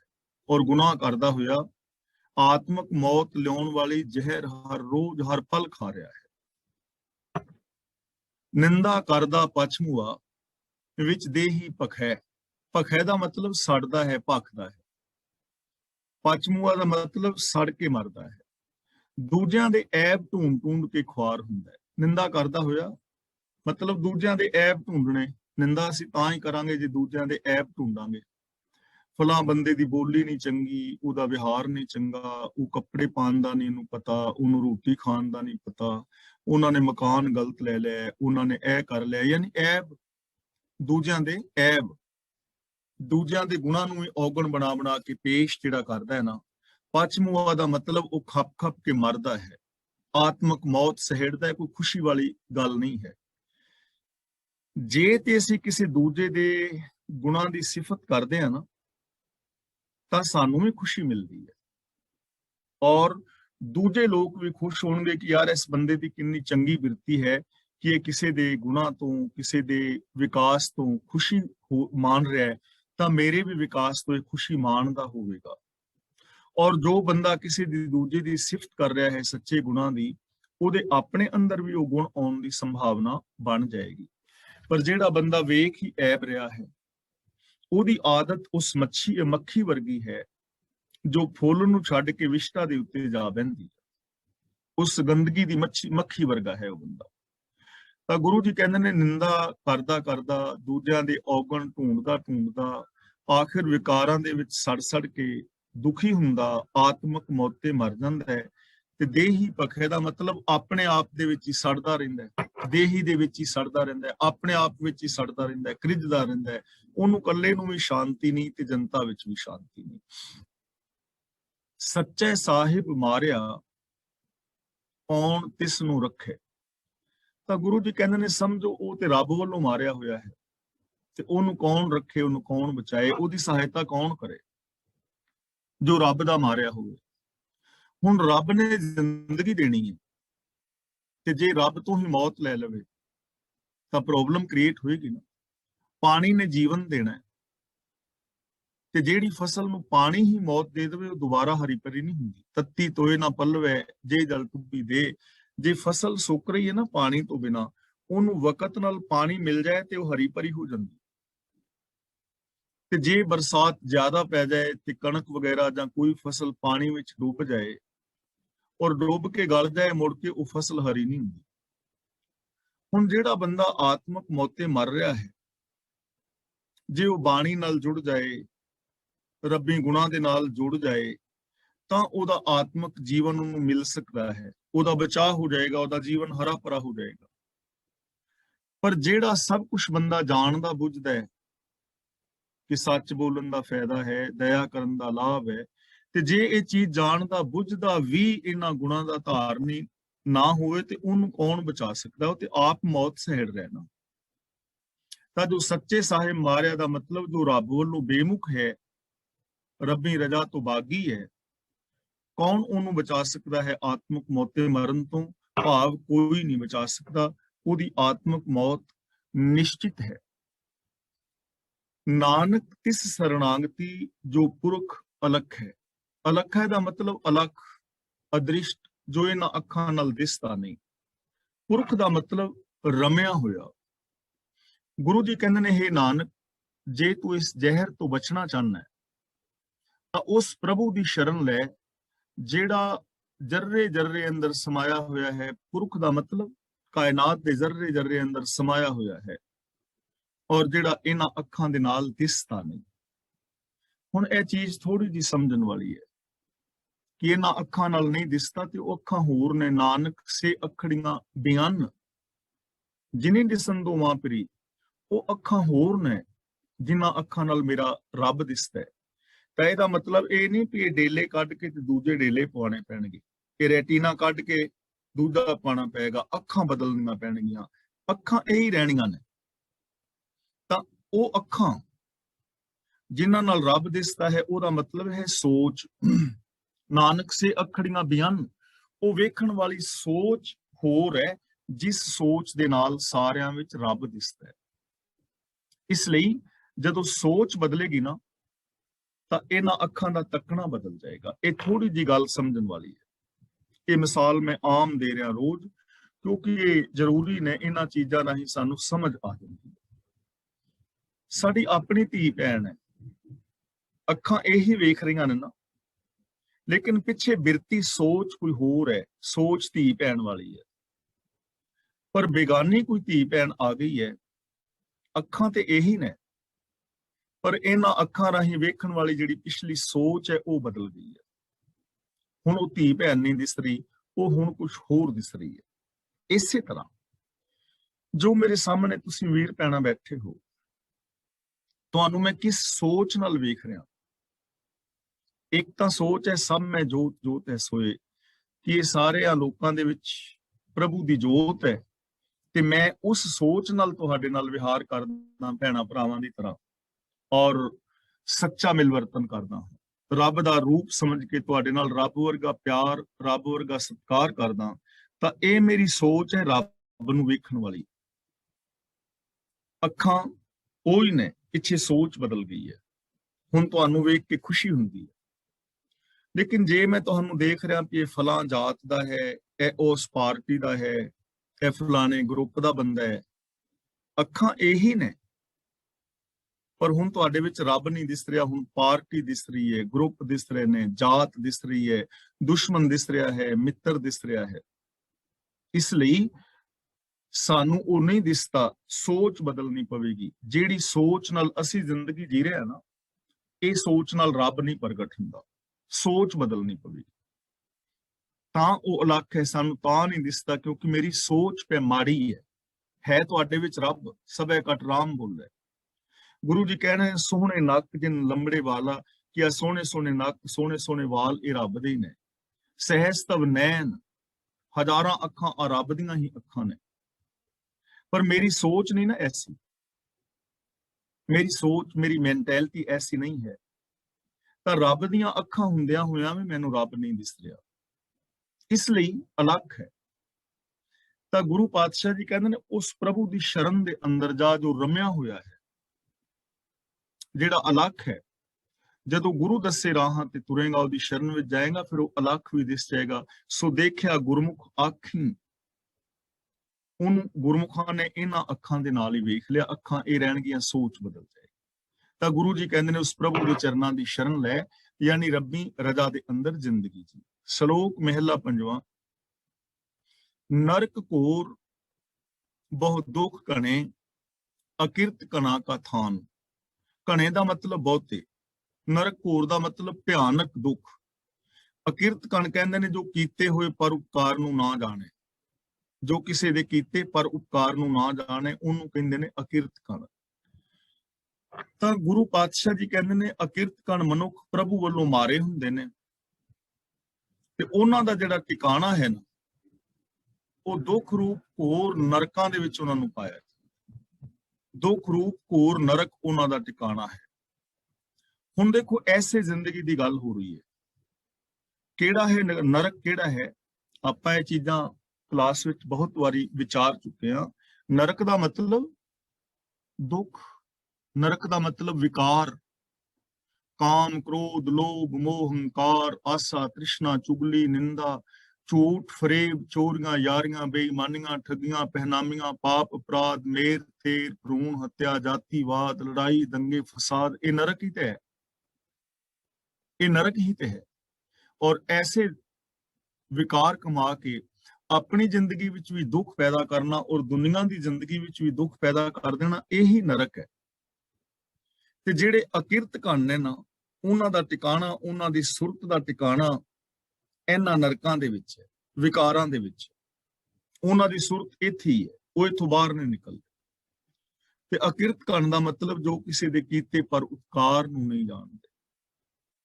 ਹੁਣ ਦੇਖੋ ਅਸੀਂ ਛੋਟਾ ਜਿਹਾ ਪਰਉਪਕਾਰ ਕਿਸੇ ਨੂੰ ਕੀਤਾ ਹੋਵੇ ਨਾ, ਕੋਈ 20-30 ਹਜ਼ਾਰ ਰੁਪਈਆ ਕਿਸੇ ਨੂੰ ਦਿੱਤਾ ਹੋਵੇ ਮੌਕੇ ਤੇ, ਲੋੜ ਸਮੇਂ, ਇਹਦਾ ਮਤਲਬ ਇਹ ਨਹੀਂ ਕਿ ਨਾ ਦਿੱਤਾ ਜਾਏ, ਦਿੱਤਾ ਹੋਵੇ ਲੋੜ ਸਮੇਂ, ਤੇ ਉਹ ਟਾਈਮ ਪੈਣ ਤੇ ਜੇ ਧੰਨਵਾਦ ਵੀ ਨਾ ਕਰੇ, ਜਾਂ ਉਸ ਚੀਜ਼ ਨੂੰ ਭੁਲਾ ਦੇਵੇ ਤੇ ਸਾਨੂੰ ਲੋੜ ਪਵੇ ਤੇ ਨਾ ਸਾਡੇ ਕੰਮ ਆਏ, ਦੁੱਖ ਹੁੰਦਾ ਹੈ ਨਾ। ਅਸੀਂ ਕਹਿੰਦੇ ਹਾਂ ਯਾਰ ਅਕਿਰਤ ਕਣ ਨੇ ਇੰਨਾ ਇਹਦਾ ਕੀਤਾ ਸੀ ਤੇ ਅੱਜ ਦੇਖ ਮੇਰਾ ਹੀ ਉਲਟਾ ਨੁਕਸਾਨ ਕਰਦਾ ਹੈ। ਅਸੀਂ ਛੋਟੀਆਂ ਛੋਟੀਆਂ ਗੱਲਾਂ ਤੋਂ ਵੀ ਧੰਨਵਾਦ ਕਰਵਾਉਣਾ ਚਾਹੁੰਦੇ ਹਾਂ, ਔਰ ਕਰਨਾ ਵੀ ਚਾਹੀਦਾ। ਦੇਖੋ ਇਹਨਾਂ ਗੱਲਾਂ, ਇਹਨਾਂ ਦੇਸ਼ਾਂ ਵਿੱਚ ਆਣ ਕੇ ਦੋ ਗੱਲਾਂ ਤੇ ਸਿੱਖੀਆਂ ਨੇ ਨਾ, ਥੈਂਕ ਯੂ ਤੇ ਸੌਰੀ। ਕਈ ਵਾਰ ਇੰਜ ਲੱਗਦਾ ਹੈ ਵੀ ਦੇਸ਼ ਚੱਲ ਹੀ ਇਸ ਚੀਜ਼ ਦੇ ਸਿਰ ਤੇ ਰਹਿਣੇ ਥੈਂਕ ਯੂ ਸੌਰੀ। ਕਿਸ ਦਾ ਨਿੱਕਾ ਜਿਹਾ ਪੈਨ ਵੀ ਤੁਸੀਂ ਡਿੱਗਾ ਫੜਾਓਗੇ ਤੁਹਾਨੂੰ ਥੈਂਕ ਯੂ ਕਹੇਗਾ, ਥੈਂਕ ਯੂ ਥੈਂਕ ਯੂ। ਔਰ ਜੇ ਤੁਹਾਡੇ ਨਾਲ ਕਿਸੇ ਦਾ ਮਾੜਾ ਜਿਹਾ ਹੱਥ ਵੀ ਟੱਚ ਹੋ ਗਿਆ ਨਾ ਤਾਂ ਸੌਰੀ ਕਹਿ ਕੇ ਜਾਏਗਾ ਉਹ, ਵੀ ਯਾਰ ਮੈਨੂੰ ਦੁੱਖ ਹੈ, ਸੌਰੀ ਕਿ ਮੇਰਾ ਹੱਥ ਤੁਹਾਨੂੰ ਟੱਚ ਹੋ ਗਿਆ। ਤਾਂ ਜਿਹੜਾ ਕਿਸੇ ਦੇ ਕੀਤੇ ਨੂੰ ਨਹੀਂ ਜਾਣਦਾ, ਸਾਨੂੰ ਕੋਈ ਪੈਨ ਵੀ ਫੜਾਏ ਅਸੀਂ ਉਹਨੂੰ ਧੰਨਵਾਦ ਕਹਿੰਦੇ ਹਾਂ, ਕਹਿਣਾ ਵੀ ਚਾਹੀਦਾ। ਤੇ ਪ੍ਰਭੂ ਨੇ ਸਾਡੇ ਵਾਸਤੇ ਧਰਤੀ, ਚੰਦਰਮਾ, ਆਕਾਸ਼, ਗ੍ਰਹਿ, ਨਕਸ਼ਤਰ, ਤਾਰੇ, ਸਿਆਰੇ, ਸਿਤਾਰੇ, ਅਨੰਤ ਕੁਛ ਪੈਦਾ ਕੀਤਾ, ਧੀਆਂ, ਪੁੱਤਰ, ਭੈਣ, ਭਰਾ, ਜ਼ਮੀਨ, ਜਾਇਦਾਦ, ਬਹੁਤ ਕੁਛ ਦਿੱਤਾ ਤੇ ਕਦੇ ਧੰਨਵਾਦ ਹੀ ਨਹੀਂ। ਜੇ ਬੰਦਾ ਧੰਨਵਾਦ ਕਰਨਾ ਸਿੱਖ ਜਾਏ ਨਾ, ਜ਼ਿੰਦਗੀ ਬਦਲ ਜਾਏਗੀ। ਹੁਣ ਮੇਰੇ ਕੱਪੜੇ ਨੇ, ਸਸਤੇ ਨੇ ਮੇਰੇ ਕੱਪੜੇ, ਤੁਹਾਡੇ ਨਾਲੋਂ ਬਹੁਤ ਸਸਤੇ ਨੇ, ਪਰ ਜੇ ਮੈਂ ਸਸਤੇ ਕੱਪੜੇ ਵੇਖਾਂ, ਤੁਹਾਡੇ ਮਹਿੰਗੇ ਵੇਖਾਂ, ਤਾਂ ਇਹ ਕੱਪੜੇ ਮੈਨੂੰ ਸ਼ਾਂਤੀ ਨਹੀਂ ਦੇਣਗੇ। ਤੇ ਜੇ ਮੈਂ ਧੰਨਵਾਦ ਕਰਨਾ ਸਿੱਖ ਜਾਵਾਂ ਕਿ ਹੇ ਪ੍ਰਭੂ ਧੰਨਵਾਦ ਤੇਰਾ, ਤੂੰ ਮੈਨੂੰ ਆ ਤਨ ਢੱਕਣ ਲਈ, ਗਰਮੀ ਸਰਦੀ ਤੋਂ ਬਚਣ ਲਈ ਕੱਪੜੇ ਦਿੱਤੇ, ਤਾਂ ਇਹ ਕੱਪੜੇ ਸੁਖਦਾਈ ਹੋ ਜਾਂਦੇ। ਮੇਰੇ ਕੋਲ ਘਰ ਛੋਟਾ ਜਿਹਾ ਹੈ, ਤੇ ਜੇ ਮੈਂ ਧੰਨਵਾਦ ਕਰਨਾ ਸਿੱਖ ਜਾਵਾਂ ਦੂਜਿਆਂ ਦੀਆਂ ਕੋਠੀਆਂ ਤੋਂ ਸੜਨ ਦੀ ਬਜਾਏ ਕਿ ਹੇ ਪ੍ਰਭੂ ਤੇਰਾ ਧੰਨਵਾਦ, ਤੂੰ ਮੈਨੂੰ ਸਿਰ ਲੁਕਾ ਲਈ ਜਗ੍ਹਾ ਦਿੱਤੀ, ਨਹੀਂ ਤੇ ਲੋਕ ਤੇ ਫੁੱਟਪਾਥ ਤੇ ਬੈਠੇ ਨੇ, ਉਹ ਘਰ ਵੀ ਸੁਖਦਾਈ ਹੋ ਜਾਏਗਾ। ਪਰ ਬੰਦਾ ਧੰਨਵਾਦ ਕਰਦਾ ਹੀ ਨਹੀਂ, ਬੰਦਾ ਅਕਿਰਤ ਕਾਣੀ ਹੋ ਗਿਆ। ਗੁਰੂ ਸਾਹਿਬ ਸਾਨੂੰ ਤਤੀਆਂ ਤਵੀਆਂ ਤੇ ਬੈਠ ਕੇ ਆਪ ਸਾਡੇ ਵਾਸਤੇ ਸ਼ਾਂਤੀ ਪ੍ਰਦਾਨ ਕਰ ਗਏ। ਗੁਰੂ ਤੇਗ ਬਹਾਦਰ ਜੀ ਆਪਣਾ ਸ਼ੀਸ਼ ਬਲਿਦਾਨ ਕਰਕੇ, ਆਪਣਾ ਸ਼ੀਸ਼ ਦੇ ਕੇ ਵੀ ਹਿਊਮਨ ਰਾਈਟਸ ਉਹਨਾਂ ਦੀ ਝੋਲੀ ਵਿੱਚ ਪਾ ਗਏ, ਕਿਸੇ ਧਰਮ ਦੀ ਰਾਖੀ ਕਰ ਗਏ। ਗੁਰੂ ਗੋਬਿੰਦ ਸਿੰਘ ਜੀ ਆਪਣੇ 4 ਪੁੱਤਰ ਵਾਰ ਕੇ ਸਾਨੂੰ ਸਰਦਾਰੀਆਂ ਬਖਸ਼ ਗਏ, ਤੇ ਸਾਨੂੰ ਇੰਨੀ ਗੱਲ ਕਹਿ ਗਏ ਕਿ ਗੁਰੂ ਗ੍ਰੰਥ ਸਾਹਿਬ ਨੂੰ ਗੁਰੂ ਮੰਨਿਓ, ਸਭ ਸਿੱਖਣ ਕੋ ਹੁਕਮ ਹੈ ਗੁਰੂ ਮਾਨਿਓ ਗ੍ਰੰਥ। ਤੇ ਅਸੀਂ ਉਹ ਵੀ ਨਹੀਂ ਮੰਨਿਆ, ਅਸੀਂ ਬਾਬਿਆਂ ਦੇ ਡੇਰਿਆਂ ਤੇ ਔਰ ਕਿੱਥੇ ਕਿੱਥੇ ਜਾ ਕੇ ਅਸੀਂ ਮੱਥੇ ਟੇਕਦੇ ਰਹੇ। ਇਹ ਇਸੇ ਨੂੰ ਕਹਿੰਦੇ ਨੇ ਅਕਿਰਤ ਕਣ, ਜਿਹੜਾ ਕਿਸੇ ਕੀਤੇ ਨੂੰ ਨਹੀਂ ਜਾਣਦਾ। ਉਹ ਲੋਕ ਫਿਰ ਰੱਬ ਤੋਂ ਬੇਮੁਖ ਜਿਹੜੇ ਨੇ, ਉਹਨਾਂ ਦਾ ਵਾਸਾ ਨਰਕ ਵਿੱਚ ਹੀ ਹੈ, ਭਾਵ ਕਿ ਉਹ ਵਿਸ਼ੇ ਵਿਕਾਰ ਹੀ ਕਮਾਉਂਦੇ ਨੇ। ਤਿੰਨ ਪ੍ਰਭ ਮਾਰੇ ਨਾਨਕਾ, ਹੋਏ ਹੋਏ ਮੂਏ ਹਰਾਮ। ਹਰਾਮ ਦਾ ਮਤਲਬ ਅਧਰਮ, ਅਧਰਮੀ। ਇਹਨਾਂ ਦੁੱਖਾਂ ਵਿੱਚ ਪ੍ਰਭੂ ਦੁਆਰਾ ਆਤਮਕ ਮੌਤ ਤੇ ਮਾਰੇ ਹੋਏ ਉਹ ਖੁਆਰ ਹੋ ਕੇ ਮਰਦੇ ਨੇ, ਖੁਆਰ ਹੋ ਕੇ ਮਰਦੇ ਨੇ। ਹਰਾਮ ਦਾ ਮਤਲਬ ਖੁਆਰ ਵੀ ਹੁੰਦਾ ਹੈ, ਉਹ ਮੌਤ ਤੇ ਮਰਨਾ, ਖੁਆਰ ਹੋਣਾ। ਜ਼ਿੰਦਗੀ ਐਵੇਂ ਹੀ ਗਵਾ ਜਾਂਦੇ ਨੇ ਸਾਰੀ ਜ਼ਿੰਦਗੀ। ਦੇਖੋ ਕਿੰਨਾ ਅਮੁੱਲਕ ਜੀਵਨ ਹੈ। ਇਸ ਜੀਵਨ ਨੂੰ ਅਸੀਂ ਹੱਸ ਕੇ, ਮੁਸਕਰਾ ਕੇ ਗੁਜ਼ਾਰ ਸਕਦੇ ਹਾਂ, ਪਿਆਰ ਮੁਹੱਬਤ ਵਾਲੇ ਬੋਲ ਬੋਲ ਕੇ ਗੁਜ਼ਾਰ ਸਕਦੇ ਹਾਂ, ਸੱਚ ਬੋਲ ਕੇ, ਦਇਆ ਨਾਲ, ਪਿਆਰ ਨਾਲ, ਇਮਾਨਦਾਰੀ ਨਾਲ ਗੁਜ਼ਾਰ ਸਕਦੇ ਹਾਂ। ਜੇ ਅਸੀਂ ਇਮਾਨਦਾਰੀ ਨਾਲ, ਪਿਆਰ ਮੁਹੱਬਤ ਨਾਲ, ਹੱਸ ਕੇ, ਖੁਸ਼ ਹੋ ਕੇ, ਵਿਸ਼ਵਾਸ ਤੇ ਪਾਤਰ ਬਣ ਕੇ ਜ਼ਿੰਦਗੀ ਗੁਜ਼ਾਰੀਏ, ਅਸੀਂ ਵੀ ਸ਼ਾਂਤ ਤੇ ਮੁਲਕ ਔਰ ਸੰਸਾਰ ਵਿੱਚ ਵੀ ਸ਼ਾਂਤੀ, ਕਿੰਨਾ ਵੱਡਾ ਰਿਜ਼ਲਟ ਨਿਕਲੇਗਾ ਉਹਦਾ। ਪਰ ਅਸੀਂ ਵਿਕਾਰਾਂ ਦੇ ਵਿੱਚ ਫਸ ਕੇ ਆਪ ਵੀ ਅਸ਼ਾਂਤ ਤੇ ਦੁਨੀਆ ਵਿੱਚ ਵੀ ਅਸ਼ਾਂਤੀ। ਮੈਂ ਹੈਰਾਨ ਹੁੰਨਾ, ਕਈ ਨਾ ਵੀਰ ਪੈਣਾ ਖਿੜ ਖਿੜ ਕੇ ਹੱਸਦੇ ਨੇ, ਠਾਕ ਕੇ ਮਾਰ ਕੇ ਹੱਸਦੇ ਨੇ, ਬੜਾ ਚੰਗਾ ਲੱਗਦਾ ਜਦੋਂ ਕੋਈ ਖਿੜ ਖਿੜਾ ਕੇ ਹੱਸਦਾ ਨਾ, ਬਹੁਤ ਚੰਗਾ ਲੱਗਦਾ। ਪਰ ਆਪ ਕਈਆਂ ਨੂੰ ਵੇਖੋਗੇ, ਲੋਕ ਕਹਿਣਗੇ ਫਲਾਂ ਬੰਦਾ ਉਹ ਤੇ ਡੰਗਰ ਹੈ ਯਾਰ, ਖਿੜ ਖਿੜ ਕਰਕੇ ਹੱਸਦਾ ਹੈ, ਹਿੜ ਹਿੜ ਕਰਕੇ ਹੱਸਦਾ ਰਹਿੰਦਾ, ਡੰਗਰ ਹੈ। ਹੁਣ ਜਿਸ ਬੰਦੇ ਨੂੰ ਹੱਸਣ ਵਾਲਾ ਬੰਦਾ ਡੰਗਰ ਲੱਗ ਰਿਹਾ ਹੋਵੇ, ਜਿਸ ਸਮਾਜ ਵਿੱਚ ਹੱਸਣ ਨੂੰ ਬੇਵਕੂਫੀ ਸਮਝਿਆ ਜਾਂਦਾ ਹੋਵੇ, ਉਸ ਸਮਾਜ ਦੇ ਲੋਕਾਂ ਨੂੰ ਖੁਸ਼ ਕੌਣ ਕਰ ਸਕਦਾ? ਜਿਹਨੂੰ ਹੱਸਣਾ ਬੇਵਕੂਫੀ ਲੱਗਦਾ ਹੋਏ, ਕਿਸੇ ਦਾ ਹੱਸਣਾ ਵੀ ਬੇਵਕੂਫੀ ਲੱਗਦਾ ਹੋਏ, ਉਹਨੂੰ ਖੁਸ਼ ਕਿਵੇਂ ਕਰ ਲਓਗੇ? ਉਹਨੂੰ ਕਿਵੇਂ ਖੁਸ਼ ਕਰ ਲਓਗੇ ਜੇ ਸਮਾਜ ਵਿੱਚ ਹੱਸਣਾ ਹੀ ਬੇਵਕੂਫੀ ਹੋਵੇ? ਇਸ ਲਈ ਅਸੀਂ ਹੱਸ ਕੇ ਵੀ ਗੁਜ਼ਾਰ ਸਕਦੇ ਹਾਂ, ਥੋੜਾ ਮੁਸਕਰਾਓ, ਮੁਸਕਰਾ ਕੇ ਵੀ ਜ਼ਿੰਦਗੀ ਗੁਜ਼ਾਰ ਸਕਦੇ ਹਾਂ। ਕਿਉਂ ਮੱਥਿਆਂ ਦੇ ਉੱਤੇ ਵੱਟ ਪਾ ਕੇ ਬੈਠੇ? ਅਸੀਂ ਇੰਜ ਬੈਠੇ ਹਾਂ, ਕਾਰ ਡਰਾਈਵ ਕਰ ਰਿਹਾ ਮੱਥੇ ਤੇ ਵੱਟ ਨੇ, ਕਿਤਾਬ ਪੜ੍ਹ ਰਿਹਾ ਮੱਥੇ ਤੇ ਵੱਟ ਨੇ, ਟੀਵੀ ਤੇ ਮੱਥੇ ਤੇ ਵੱਟ ਨੇ, ਸਬਜੀ ਭਾਜੀ ਬਣਾ ਰਿਹਾ, ਰੋਟੀ ਖਵਾ, ਮੱਥੇ ਤੇ ਵੱਟ ਨੇ। ਯਾਰ ਮੱਥੇ ਤੇ ਵੱਟ ਲਾ ਲਓ, ਰਿਲੈਕਸ ਹੋ ਲਓ, ਥੋੜਾ ਮੁਸਕਰਾ ਲਓ, ਸੱਚ ਬੋਲ ਲਓ, ਪਿਆਰ ਨਾਲ ਰਹਿ ਲਓ। ਪਰ ਗੁਰੂ ਪਾਤਸ਼ਾਹ ਜੀ ਕਹਿੰਦੇ ਨੇ, ਜਿਹੜੇ ਰੱਬ ਦੇ ਮਾਰੇ ਹੋਏ ਨੇ, ਰੱਬੀ ਗੁਣਾਂ ਤੋਂ ਜੋ ਬੇਮੁਖ ਨੇ, ਆਖਿਰ ਉਹ ਖੁਆਰ ਹੋ ਕੇ ਮਰਦੇ ਨੇ। ਮਹਿਲਾ ਪੰਜਵਾਂ, ਅਵਖਦ ਸਭੇ ਕੀਤਿਆਂ ਨਿੰਦਕ ਕਾ ਦਾਰੂ ਨਾ ਹੈ। ਅਵਖਦ ਦਾ ਮਤਲਬ ਦਵਾਈਆਂ, ਕੀਤਿਆਂ ਦਾ ਮਤਲਬ ਕੀਤੇ ਨੇ। ਸਾਰੇ ਰੋਗਾਂ ਦੇ ਦਾਰੂ ਹੈ ਨੇ। ਨਿੰਦਕ ਕਾ ਦਾਰੂ ਨਾ ਹੈ। ਗੁਰੂ ਜੀ ਕਹਿੰਦੇ ਨੇ ਨਿੰਦਕਾਂ ਦੇ ਰੋਗ ਦਾ ਕੋਈ ਇਲਾਜ ਨਹੀਂ। ਜਿਹੜੇ ਨਿੰਦਕ ਨੇ ਕੋਈ ਇਲਾਜ ਨਹੀਂ, ਉਹਨਾਂ ਨੇ ਕੋਈ ਨਾ ਕੋਈ ਕਮੀ ਲੱਭ ਲੈਣੀ, ਉਹ ਕੋਈ ਨਾ ਕੋਈ ਕਮੀ ਲੱਭ ਲੈਣਗੇ, ਜਿੱਥੇ ਵੀ ਜਾਣਗੇ ਲੱਭ ਲੈਣਗੇ, ਔਰ ਉਹਨਾਂ ਨੂੰ ਕਮੀਆਂ ਹੀ ਦਿਸਣਗੀਆਂ, ਔਰ ਉਹ ਤੁਹਾਡੇ ਵਿਰੋਧ ਵਿੱਚ ਹੀ ਬੋਲਣਗੇ, ਔਰ ਤੁਹਾਡੇ ਵਿਰੋਧ ਵਿੱਚ ਨਹੀਂ, ਸਾਰਿਆਂ ਦੇ ਵਿਰੋਧ ਵਿੱਚ ਬੋਲਣਗੇ। ਤੇ ਇੱਕ ਗੱਲ ਯਾਦ ਰੱਖਣਾ, ਜਦੋਂ ਕੋਈ ਕਿਸੇ ਦੀ ਨਿੰਦਿਆ ਤੁਹਾਡੇ ਕੋਲ ਕਰੇ ਨਾ, ਕਿਸੇ ਦੇ ਖਿਲਾਫ ਬੋਲੇ, ਸੁਣਨਾ ਬੰਦ ਕਰ ਦਿਓ, ਇਹਦੇ ਵਿੱਚ ਭਲਾ ਹੈ। ਕਿਉਂਕਿ ਜਿਹੜਾ ਬੰਦਾ ਤੁਹਾਡੇ ਕੋਲ ਮੇਰੀ ਨਿੰਦਿਆ ਕਰ ਰਿਹਾ ਨਾ, ਤੇ ਖੁਸ਼ ਨਾ ਹੋਣਾ ਕਿ ਉਹ ਮੇਰੀ ਨਿੰਦਿਆ ਕਰ ਰਿਹਾ ਹੈ, ਕਿਉਂਕਿ ਉਹਦੀ ਆਦਤ ਹੈ ਮੇਰੇ ਕੋਲ ਆਣ ਕੇ ਉਹ ਤੁਹਾਡੀ ਵੀ ਕਰੇਗਾ, ਕਿਸੇ ਦੂਜੇ ਕੋਲ ਜਾ ਕੇ ਤੁਹਾਡੀ ਵੀ ਕਰੇਗਾ, ਕਿਉਂਕਿ ਆਦਤ ਹੈ ਉਹਦੀ। ਮਤਾਂ ਤੁਸੀਂ ਫੁੱਲੇ ਨਾ ਸਮਾਉਂਦੇ ਹੋਵੋ ਕਿ ਮੋਹਰ ਸਿੰਘ ਦੀ ਨਿੰਦਿਆ ਕਰ ਰਿਹਾ ਹੈ, ਕਿਆ ਬਾਤ, ਅੱਛਾ ਮੋਹਰ ਸਿੰਘ ਵਿੱਚ ਇੰਨੀਆਂ ਕਮੀਆਂ, ਤੁਹਾਨੂੰ ਤੇ ਮਜ਼ਾ ਆ ਰਿਹਾ ਹੈ। ਤੇ ਯਾਦ ਰੱਖਣਾ, ਉਹ ਮਜ਼ੇ ਫਿਰ ਮੋਹਰ ਸਿੰਘ ਵੀ ਲਵੇਗਾ, ਕੋਈ ਹੋਰ ਵੀ ਲਵੇਗਾ, ਕਿਉਂਕਿ ਉਹਨੇ ਦੂਜਿਆਂ ਕੋਲ ਜਾ ਕੇ ਤੁਹਾਡੀ ਮਿੱਟੀ ਵੀ ਪਲੀਤ ਕਰਨੀ ਹੈ, ਤੁਹਾਡੀ ਵੀ ਪਲੀਤ ਕਰਨੀ। ਤੇ ਦੂਜੀ ਗੱਲ, ਜੇ ਤੁਸੀਂ ਕਿਸੇ ਦੀ ਖਿਲਾਫਤ ਕਰੋ ਤੇ ਮੋਹਰ ਸਿੰਘ ਸੁਣ ਰਿਹਾ ਨਾ ਤੁਹਾਡੇ ਤੋਂ, ਤਾਂ ਫਿਰ ਖੁਸ਼ ਨਾ ਹੋਣਾ, ਕਿਉਂਕਿ ਮੋਹਰ ਸਿੰਘ ਨੂੰ ਸੁਣਨ ਦੀ ਆਦਤ ਹੈ, ਨਿੰਦਾ ਸੁਣਨ ਦੀ। ਜਦੋਂ ਕੋਈ ਤੁਹਾਡੀ ਆਣ ਕੇ ਕਰੇਗਾ, ਮੋਹਰ ਸਿੰਘ ਤੁਹਾਡੀ ਵੀ ਸੁਣੇਗਾ। ਇਸ ਲਈ ਸਾਨੂੰ ਇਧਰ ਧਿਆਨ ਦੇਣ ਦੀ ਲੋੜ ਹੈ। ਔਖਦ ਸਭੇ ਕੀਤਿਆਂ ਨਿੰਦਕ ਕਾ ਦਾਰੂ ਨਾ ਹੈ। ਜੋ ਨਿੰਦਕ ਹੈ ਉਹਦਾ ਕੋਈ ਦਾਰੂ ਨਹੀਂ, ਉਹਨੇ ਨਿੰਦਿਆ ਕਰਨ ਦਾ ਕੋਈ ਨਾ ਕੋਈ ਢੰਗ ਲੱਭ ਲੈਣਾ। ਤੇ ਬੇਨਤੀ ਕਰਾਂ, ਸੱਚ ਨੂੰ ਨਿੰਦਿਆ ਨਹੀਂ ਕਹਿੰਦੇ। ਨਿੰਦਿਆ ਦਾ ਮਤਲਬ ਹੈ ਆਪਣੇ ਸਵਾਰਥ ਕਰਕੇ ਕਿਸੇ ਦੇ ਗੁਣਾਂ ਨੂੰ ਔਗਣ ਬਣਾ ਕੇ ਪੇਸ਼ ਕਰਨਾ, ਕਿਸੇ ਚੰਗੀ ਭਲੀ ਗੱਲ ਦੇ ਅੰਦਰ ਵੀ ਕਮੀ ਲੱਭਣੀ, ਇਹ ਨਿੰਦਕ ਦਾ ਕੰਮ ਹੈ। ਤੇ ਉਹਨਾਂ ਲੋਕਾਂ ਦਾ ਕੋਈ ਦਾਰੂ ਹੈ ਨਹੀਂ, ਉਹਨਾਂ ਨੂੰ ਆਤਮਿਕ ਮੌਤ ਤੋਂ ਕੋਈ ਨਹੀਂ ਬਚਾ ਸਕਦਾ। ਆਪ ਭੁਲਾਏ ਨਾਨਕਾ ਪਚ ਪਚ ਜੋਨੀ ਪਾਹੇ। ਪ੍ਰਭੂ ਨੇ ਆਪ ਹੀ ਉਹਨਾਂ ਨੂੰ ਭੁਲਾਇਆ ਹੋਇਆ ਹੈ, ਕਿਉਂਕਿ ਉਹ ਰੱਬ ਦੇ ਭਾਣੇ ਤੋਂ ਬਾਹਰ ਨੇ। ਆਪ ਭੁਲਾਏ ਦਾ ਮਤਲਬ ਕਿ ਰੱਬੀ ਰਜਾ ਤੋਂ ਭੁੱਲੇ ਨੇ, ਤੇ ਰੱਬ ਨੇ ਉਹਨਾਂ ਨੂੰ ਆਪਣੇ ਭਾਣੇ ਵਿੱਚ ਭੁਲਾਇਆ ਹੋਇਆ ਹੈ। ਪਚ ਪਚ ਦਾ ਮਤਲਬ ਖਪ ਖਪ ਕੇ। ਜੋਨੀ ਪਾਹੇ, ਇੱਥੇ ਜੋਨੀ ਦਾ ਮਤਲਬ ਹੈ ਸੁਭਾਅ, ਕਿ ਉਹ ਨਿੰਦਾ ਦੇ ਸੁਭਾਅ ਦੇ ਵਿੱਚ ਹੀ ਮੁੜ ਮੁੜ ਕੇ ਪੈਂਦੇ ਰਹਿੰਦੇ ਨੇ। ਉਹਨਾਂ ਦੇ ਅੰਦਰ ਨਿੰਦਾ ਵਾਲੀ ਬਿਰਤੀ ਬਾਰ-ਬਾਰ ਪੈਂਦੀ ਰਹਿੰਦੀ ਹੈ, ਉਹਨਾਂ ਦੇ ਅੰਦਰ ਪਸ਼ੂ ਬਿਰਤੀਆਂ ਪੈਦਾ ਹੁੰਦੀਆਂ ਰਹਿੰਦੀਆਂ, ਖਪ ਖਪ ਕੇ ਇਸੇ ਸੁਭਾਅ ਦੇ ਵਿੱਚ ਹੀ ਉਹ ਖਪਦੇ ਰਹਿੰਦੇ ਨੇ। ਜਿਹੜੇ ਰੱਬ ਵੱਲੋਂ ਭੁੱਲੇ ਨੇ, ਉਹ ਸਾਰੀ ਜ਼ਿੰਦਗੀ ਇਸੇ ਸੁਭਾਅ ਦੇ ਵਿੱਚ ਖਪਦੇ ਰਹਿਣਗੇ। ਅਗਲਾ ਬਚਨ, ਪੌੜੀ ਮਹਿਲਾ ਪੰਜਵਾਂ, ਇਹ ਵੀ ਪੌੜੀ ਪੰਜਵੇਂ ਪਾਤਸ਼ਾਹ ਦੀ ਹੈ। ਤੁਸ ਦਿੱਤਾ ਪੂਰੇ ਸਤਿਗੁਰੂ, ਹਰ ਤਨ ਸੱਚ ਅਖੁੱਟ। ਹੁਣ ਇੱਥੇ ਬਚਨ ਦਾ ਇੱਕ ਉਪਾਅ ਹੈ। ਨਿੰਦਾ ਵਾਲਿਆਂ ਦੀ ਗੱਲ ਕਰਕੇ, ਅਕਿਰਤ ਕਣਾਂ ਦੀ ਗੱਲ ਕਰਕੇ, ਵਿਕਾਰੀਆਂ ਪਾਪੀਆਂ ਦੀ ਹਾਲਾਤ ਦੱਸ ਕੇ ਕਿ ਉਹਨਾਂ ਦਾ ਥਾਂ ਨਰਕ ਹੈ, ਭਾਵ ਕਿਉਂਕਿ ਉਹ ਵਿਕਾਰਾਂ ਦੇ ਨਰਕ ਵਿੱਚ ਪਏ ਹੋਏ ਨੇ। ਉਹਨਾਂ ਦੀ ਸੁਰਤ, ਉਹਨਾਂ ਦੀ ਮੈਂਟੈਲਿਟੀ ਕਾਮ ਕ੍ਰੋਧ ਆਦਿਕ ਨਰਕਾਂ ਦੇ ਵਿੱਚ ਹੀ ਹਰ ਟਾਈਮ ਪਈ ਹੈ, ਸੜ ਰਹੇ ਨੇ ਉਹ ਨਰਕ ਦੀ ਅੱਗ ਵਿੱਚ। ਦੂਜੇ ਪਾਸੇ ਸਾਰੇ ਉਹੋ ਜਿਹੇ ਨਹੀਂ ਹੈ, ਕੁਝ ਲੋਕ ਬਚੇ ਨੇ। ਬਚੇ ਕੌਣ ਨੇ? ਤੁਸ ਦਿੱਤਾ ਪੂਰੇ ਸਤਿਗੁਰੂ, ਹਰ ਤਨ ਸੱਚ ਅਖੁੱਟ। ਅਖੁੱਟ ਦਾ ਮਤਲਬ ਅਮੁੱਕ, ਜਿੰਨੇ ਕਦੇ ਮੁੱਕਣਾ ਨਹੀਂ। ਤੁਸ ਦਾ ਮਤਲਬ ਤਰੁੱਠ ਕੇ, ਪ੍ਰਸੰਨ ਹੋ ਕੇ, ਕਿਰਪਾ ਕਰਕੇ। ਜਿਨ੍ਹਾਂ ਮਨੁੱਖਾਂ ਨੂੰ ਪੂਰੇ ਸਤਿਗੁਰੂ ਨੇ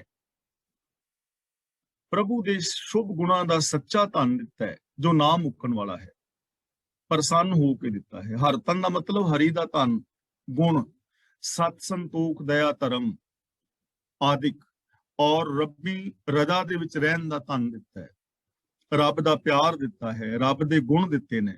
ਖੁਸ਼ ਹੋ ਕੇ, ਪ੍ਰਸੰਨ ਹੋ ਕੇ, ਕਿਰਪਾ ਕਰਕੇ ਜਿਨ੍ਹਾਂ ਨੂੰ ਪੂਰੇ ਗੁਰੂ ਨੇ ਰੱਬੀ ਗੁਣਾਂ ਦਾ ਖਜ਼ਾਨਾ ਦਿੱਤਾ ਹੈ। ਸਭ ਅੰਦੇਸ਼ੇ ਮਿਟ ਗਏ, ਜਮ ਕਾ ਪੋ ਛੁੱਟ। ਅੰਦੇਸ਼ੇ ਦਾ ਮਤਲਬ ਫਿਕਰ, ਚਿੰਤਾ। ਉਹਨਾਂ ਦੇ ਸਾਰੇ ਫਿਕਰ ਮਿਟ ਜਾਂਦੇ ਨੇ। ਜਮ ਕਾ ਪੋ ਛੁੱਟ, ਛੁੱਟ ਦਾ ਮਤਲਬ ਛੁੱਟ ਜਾਂਦਾ ਹੈ, ਖਤਮ ਹੋ ਜਾਂਦਾ ਹੈ। ਜਮ ਦਾ ਮਤਲਬ ਆਤਮਿਕ ਮੌਤ। ਉਹਨਾਂ ਦਾ ਆਤਮਿਕ ਮੌਤ ਦਾ ਡਰ ਦੂਰ ਹੋ ਜਾਂਦਾ ਹੈ, ਉਹਨਾਂ ਨੂੰ ਆਤਮਿਕ ਮੌਤ ਦਾ ਡਰ ਨਹੀਂ ਰਹਿੰਦਾ, ਭਾਵ ਉਹਨਾਂ ਨੂੰ ਆਤਮਿਕ ਮੌਤ ਨਹੀਂ ਹੁੰਦੀ।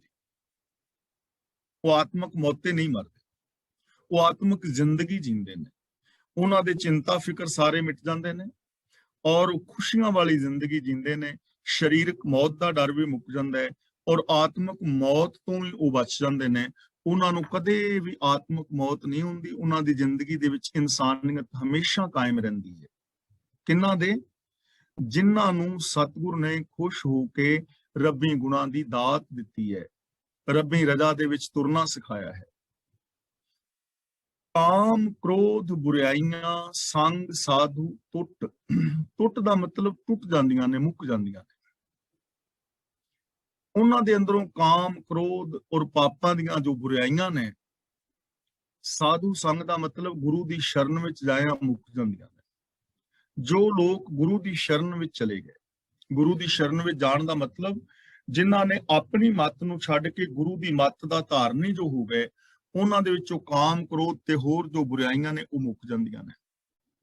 ਉਹ ਪਰਾਈਆਂ ਇਸਤਰੀਆਂ ਵੱਲ ਮਾੜੀ ਨਜ਼ਰ ਨਾਲ ਨਹੀਂ ਤੱਕਦੇ, ਉਹਨਾਂ ਦੇ ਅੰਦਰ ਕ੍ਰੋਧ ਜਿਹੜਾ ਹੈ ਉਹ ਪ੍ਰਬਲ ਨਹੀਂ ਹੁੰਦਾ, ਉਹਨਾਂ ਦੇ ਅੰਦਰ ਹੋਰ ਜੋ ਬੁਰਾਈਆਂ ਨੇ, ਚੋਰੀਆਂ ਸੰਨਾਂ ਲਾਣੀਆਂ ਦਾ ਲੋਭ ਲਾਲਚ ਹੈ, ਸਾਰੀਆਂ ਬੁਰਾਈਆਂ ਹੀ ਮੁੱਕ ਜਾਂਦੀਆਂ ਨੇ ਜੋ ਗੁਰੂ ਦੇ ਚਰਨਾਂ ਦੀ ਸ਼ਰਨ ਲੈਂਦਾ ਹੈ। ਵਿਣ ਸੱਚੇ ਦੂਜਾ ਸੇਮ ਦੇ ਹੋਏ ਮਰਸਨ ਬੁੱਟ, ਬੁੱਟ ਦਾ ਮਤਲਬ ਬੋਟ। ਆ ਤੁਸੀਂ ਵੇਖਿਆ ਹੋਵੇਗਾ ਨਾ, ਘਰਾਂ ਦੇ ਵਿੱਚ ਚਿੜੀਆਂ ਆਲਣੇ ਪਾਉਂਦੀਆਂ ਸਨ, ਅੱਜ ਕੱਲ ਤੇ ਚਿੜੀਆਂ ਹੀ ਵਿਚਾਰੀਆਂ ਨਹੀਂ ਰਹੀਆਂ। ਸਾਡੇ ਘਰਾਂ ਵਿੱਚ ਅਸੀਂ ਰੁੱਖ ਨਹੀਂ ਰਹੇ, ਪਹਿਲਾਂ ਛੱਪਰ ਛੰਨ ਹੁੰਦੇ ਸਨ, ਡਿਓੜੀਆਂ ਹੁੰਦੀਆਂ ਸਨ, ਚਿੜੀਆਂ ਉੱਥੇ ਆਲਣੇ ਪਾ ਲੈਂਦੀਆਂ ਸਨ ਤੇ ਬੋਟ ਦਿੰਦੀਆਂ ਸਨ। ਆਂਡੇ ਦੇਣੇ, ਆਂਡਿਆਂ ਚੋਂ ਬੋਟ ਨਿਕਲਣੇ, ਬੱਚੇ ਨੂੰ ਕਹਿੰਦੇ ਨੇ ਬੋਟ। ਤੇ ਜਿਹੜਾ ਬੋਟ ਆਲਣੇ ਚੋਂ ਇੱਕ ਵਾਰੀ ਡਿੱਗ ਪਵੇ ਨਾ, ਉਹਨੂੰ ਦੁਬਾਰਾ ਆਲਣੇ ਚ ਤਰੋ ਫਿਰ ਡਿੱਗ ਪੈਂਦਾ।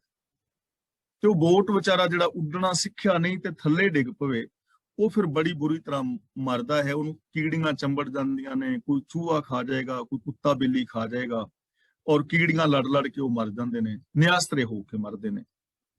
ਤਾਂ ਗੁਰੂ ਜੀ ਕਹਿੰਦੇ ਨੇ ਵਿਣ ਸੱਚੇ ਦੂਜਾ ਸੇਮ ਦੇ, ਜੋ ਇੱਕ ਸੱਚੇ ਰੱਬ ਨੂੰ ਛੱਡ ਕੇ ਦੂਜੇ ਦੀ ਪੂਜਾ ਕਰਦੇ ਨੇ, ਸੇਵਾ ਕਰਦੇ ਨੇ, ਯਾਨੀ ਜੋ ਰੱਬੀ ਰਜ਼ਾ ਵਿੱਚ ਨਹੀਂ ਤੁਰਦੇ, ਰੱਬੀ ਗੁਣਾਂ ਨੂੰ ਜਿਨ੍ਹਾਂ ਨੇ ਛੱਡ ਦਿੱਤਾ ਤੇ ਕਾਮ ਕ੍ਰੋਧ ਵਿੱਚ ਪੈ ਗਏ ਨੇ, ਰੱਬ ਨੂੰ ਛੱਡ ਕੇ ਦੇਵੀ ਦੇਵਤਿਆਂ ਨੂੰ, ਮੜੀਆਂ ਕਬਰਾਂ ਨੂੰ, ਵਰਤਨ ਰਾਤੇ ਸਰਾਧਾਂ ਨੂੰ ਪੂਜਦੇ ਫਿਰਦੇ ਨੇ।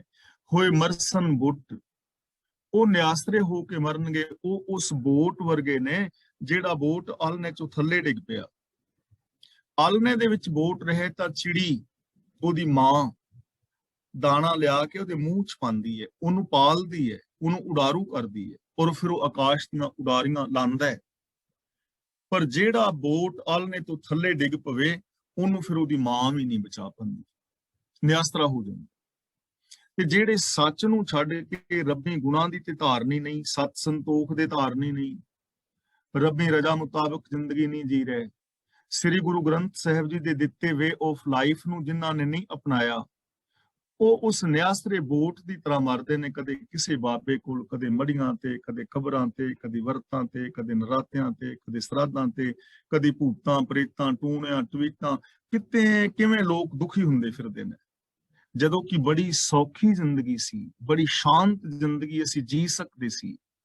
ਘਰ ਗ੍ਰਸਤੀ ਵਿੱਚ ਰਹਿ ਕੇ ਅਸੀਂ ਰੱਬ ਦਾ ਰੂਪ ਹੋ ਸਕਦੇ ਸੀ ਜੇ ਅਸੀਂ ਸ੍ਰੀ ਗੁਰੂ ਗ੍ਰੰਥ ਸਾਹਿਬ ਜੀ ਦੀ ਪਾਵਨ ਬਾਣੀ ਮੁਤਾਬਕ ਜ਼ਿੰਦਗੀ ਜੀਂਦੇ, ਜੇ ਅਸੀਂ ਇੱਕ ਦੂਜੇ ਨਾਲ ਰੱਬ ਵਰਗਾ ਪਿਆਰ ਕਰਦੇ, ਜੇ ਅਸੀਂ ਆਪਣੇ ਅੰਦਰ ਵਸਦੇ ਰੱਬ ਨੂੰ ਵੇਖਦੇ, ਰੱਬੀ ਗੁਣਾਂ ਨੂੰ ਵੇਖਦੇ, ਰੱਬੀ ਗੁਣਾਂ ਦੇ ਧਾਰਨੀ ਹੁੰਦੇ। ਪਰ ਜਿਹੜਾ ਐਸਾ ਨਹੀਂ ਹੋਏਗਾ, ਉਹ ਨਿਆਸਰਾ ਹੋ ਕੇ ਬੋਟ ਦੀ ਤਰ੍ਹਾਂ ਆਤਮਕ ਮੌਤੇ ਦੁੱਖ ਭੋਗਦਾ ਹੋਇਆ ਮਰ ਜਾਏਗਾ। ਨਾਨਕ ਕੋ ਗੁਰ ਬਖਸ਼ਿਆ ਨਾਮੇ ਸੰਗ ਜੁਟ, ਜੁਟ ਦਾ ਮਤਲਬ ਹੁੰਦਾ ਹੈ ਜੁੜਿਆ ਰਹਿਣਾ।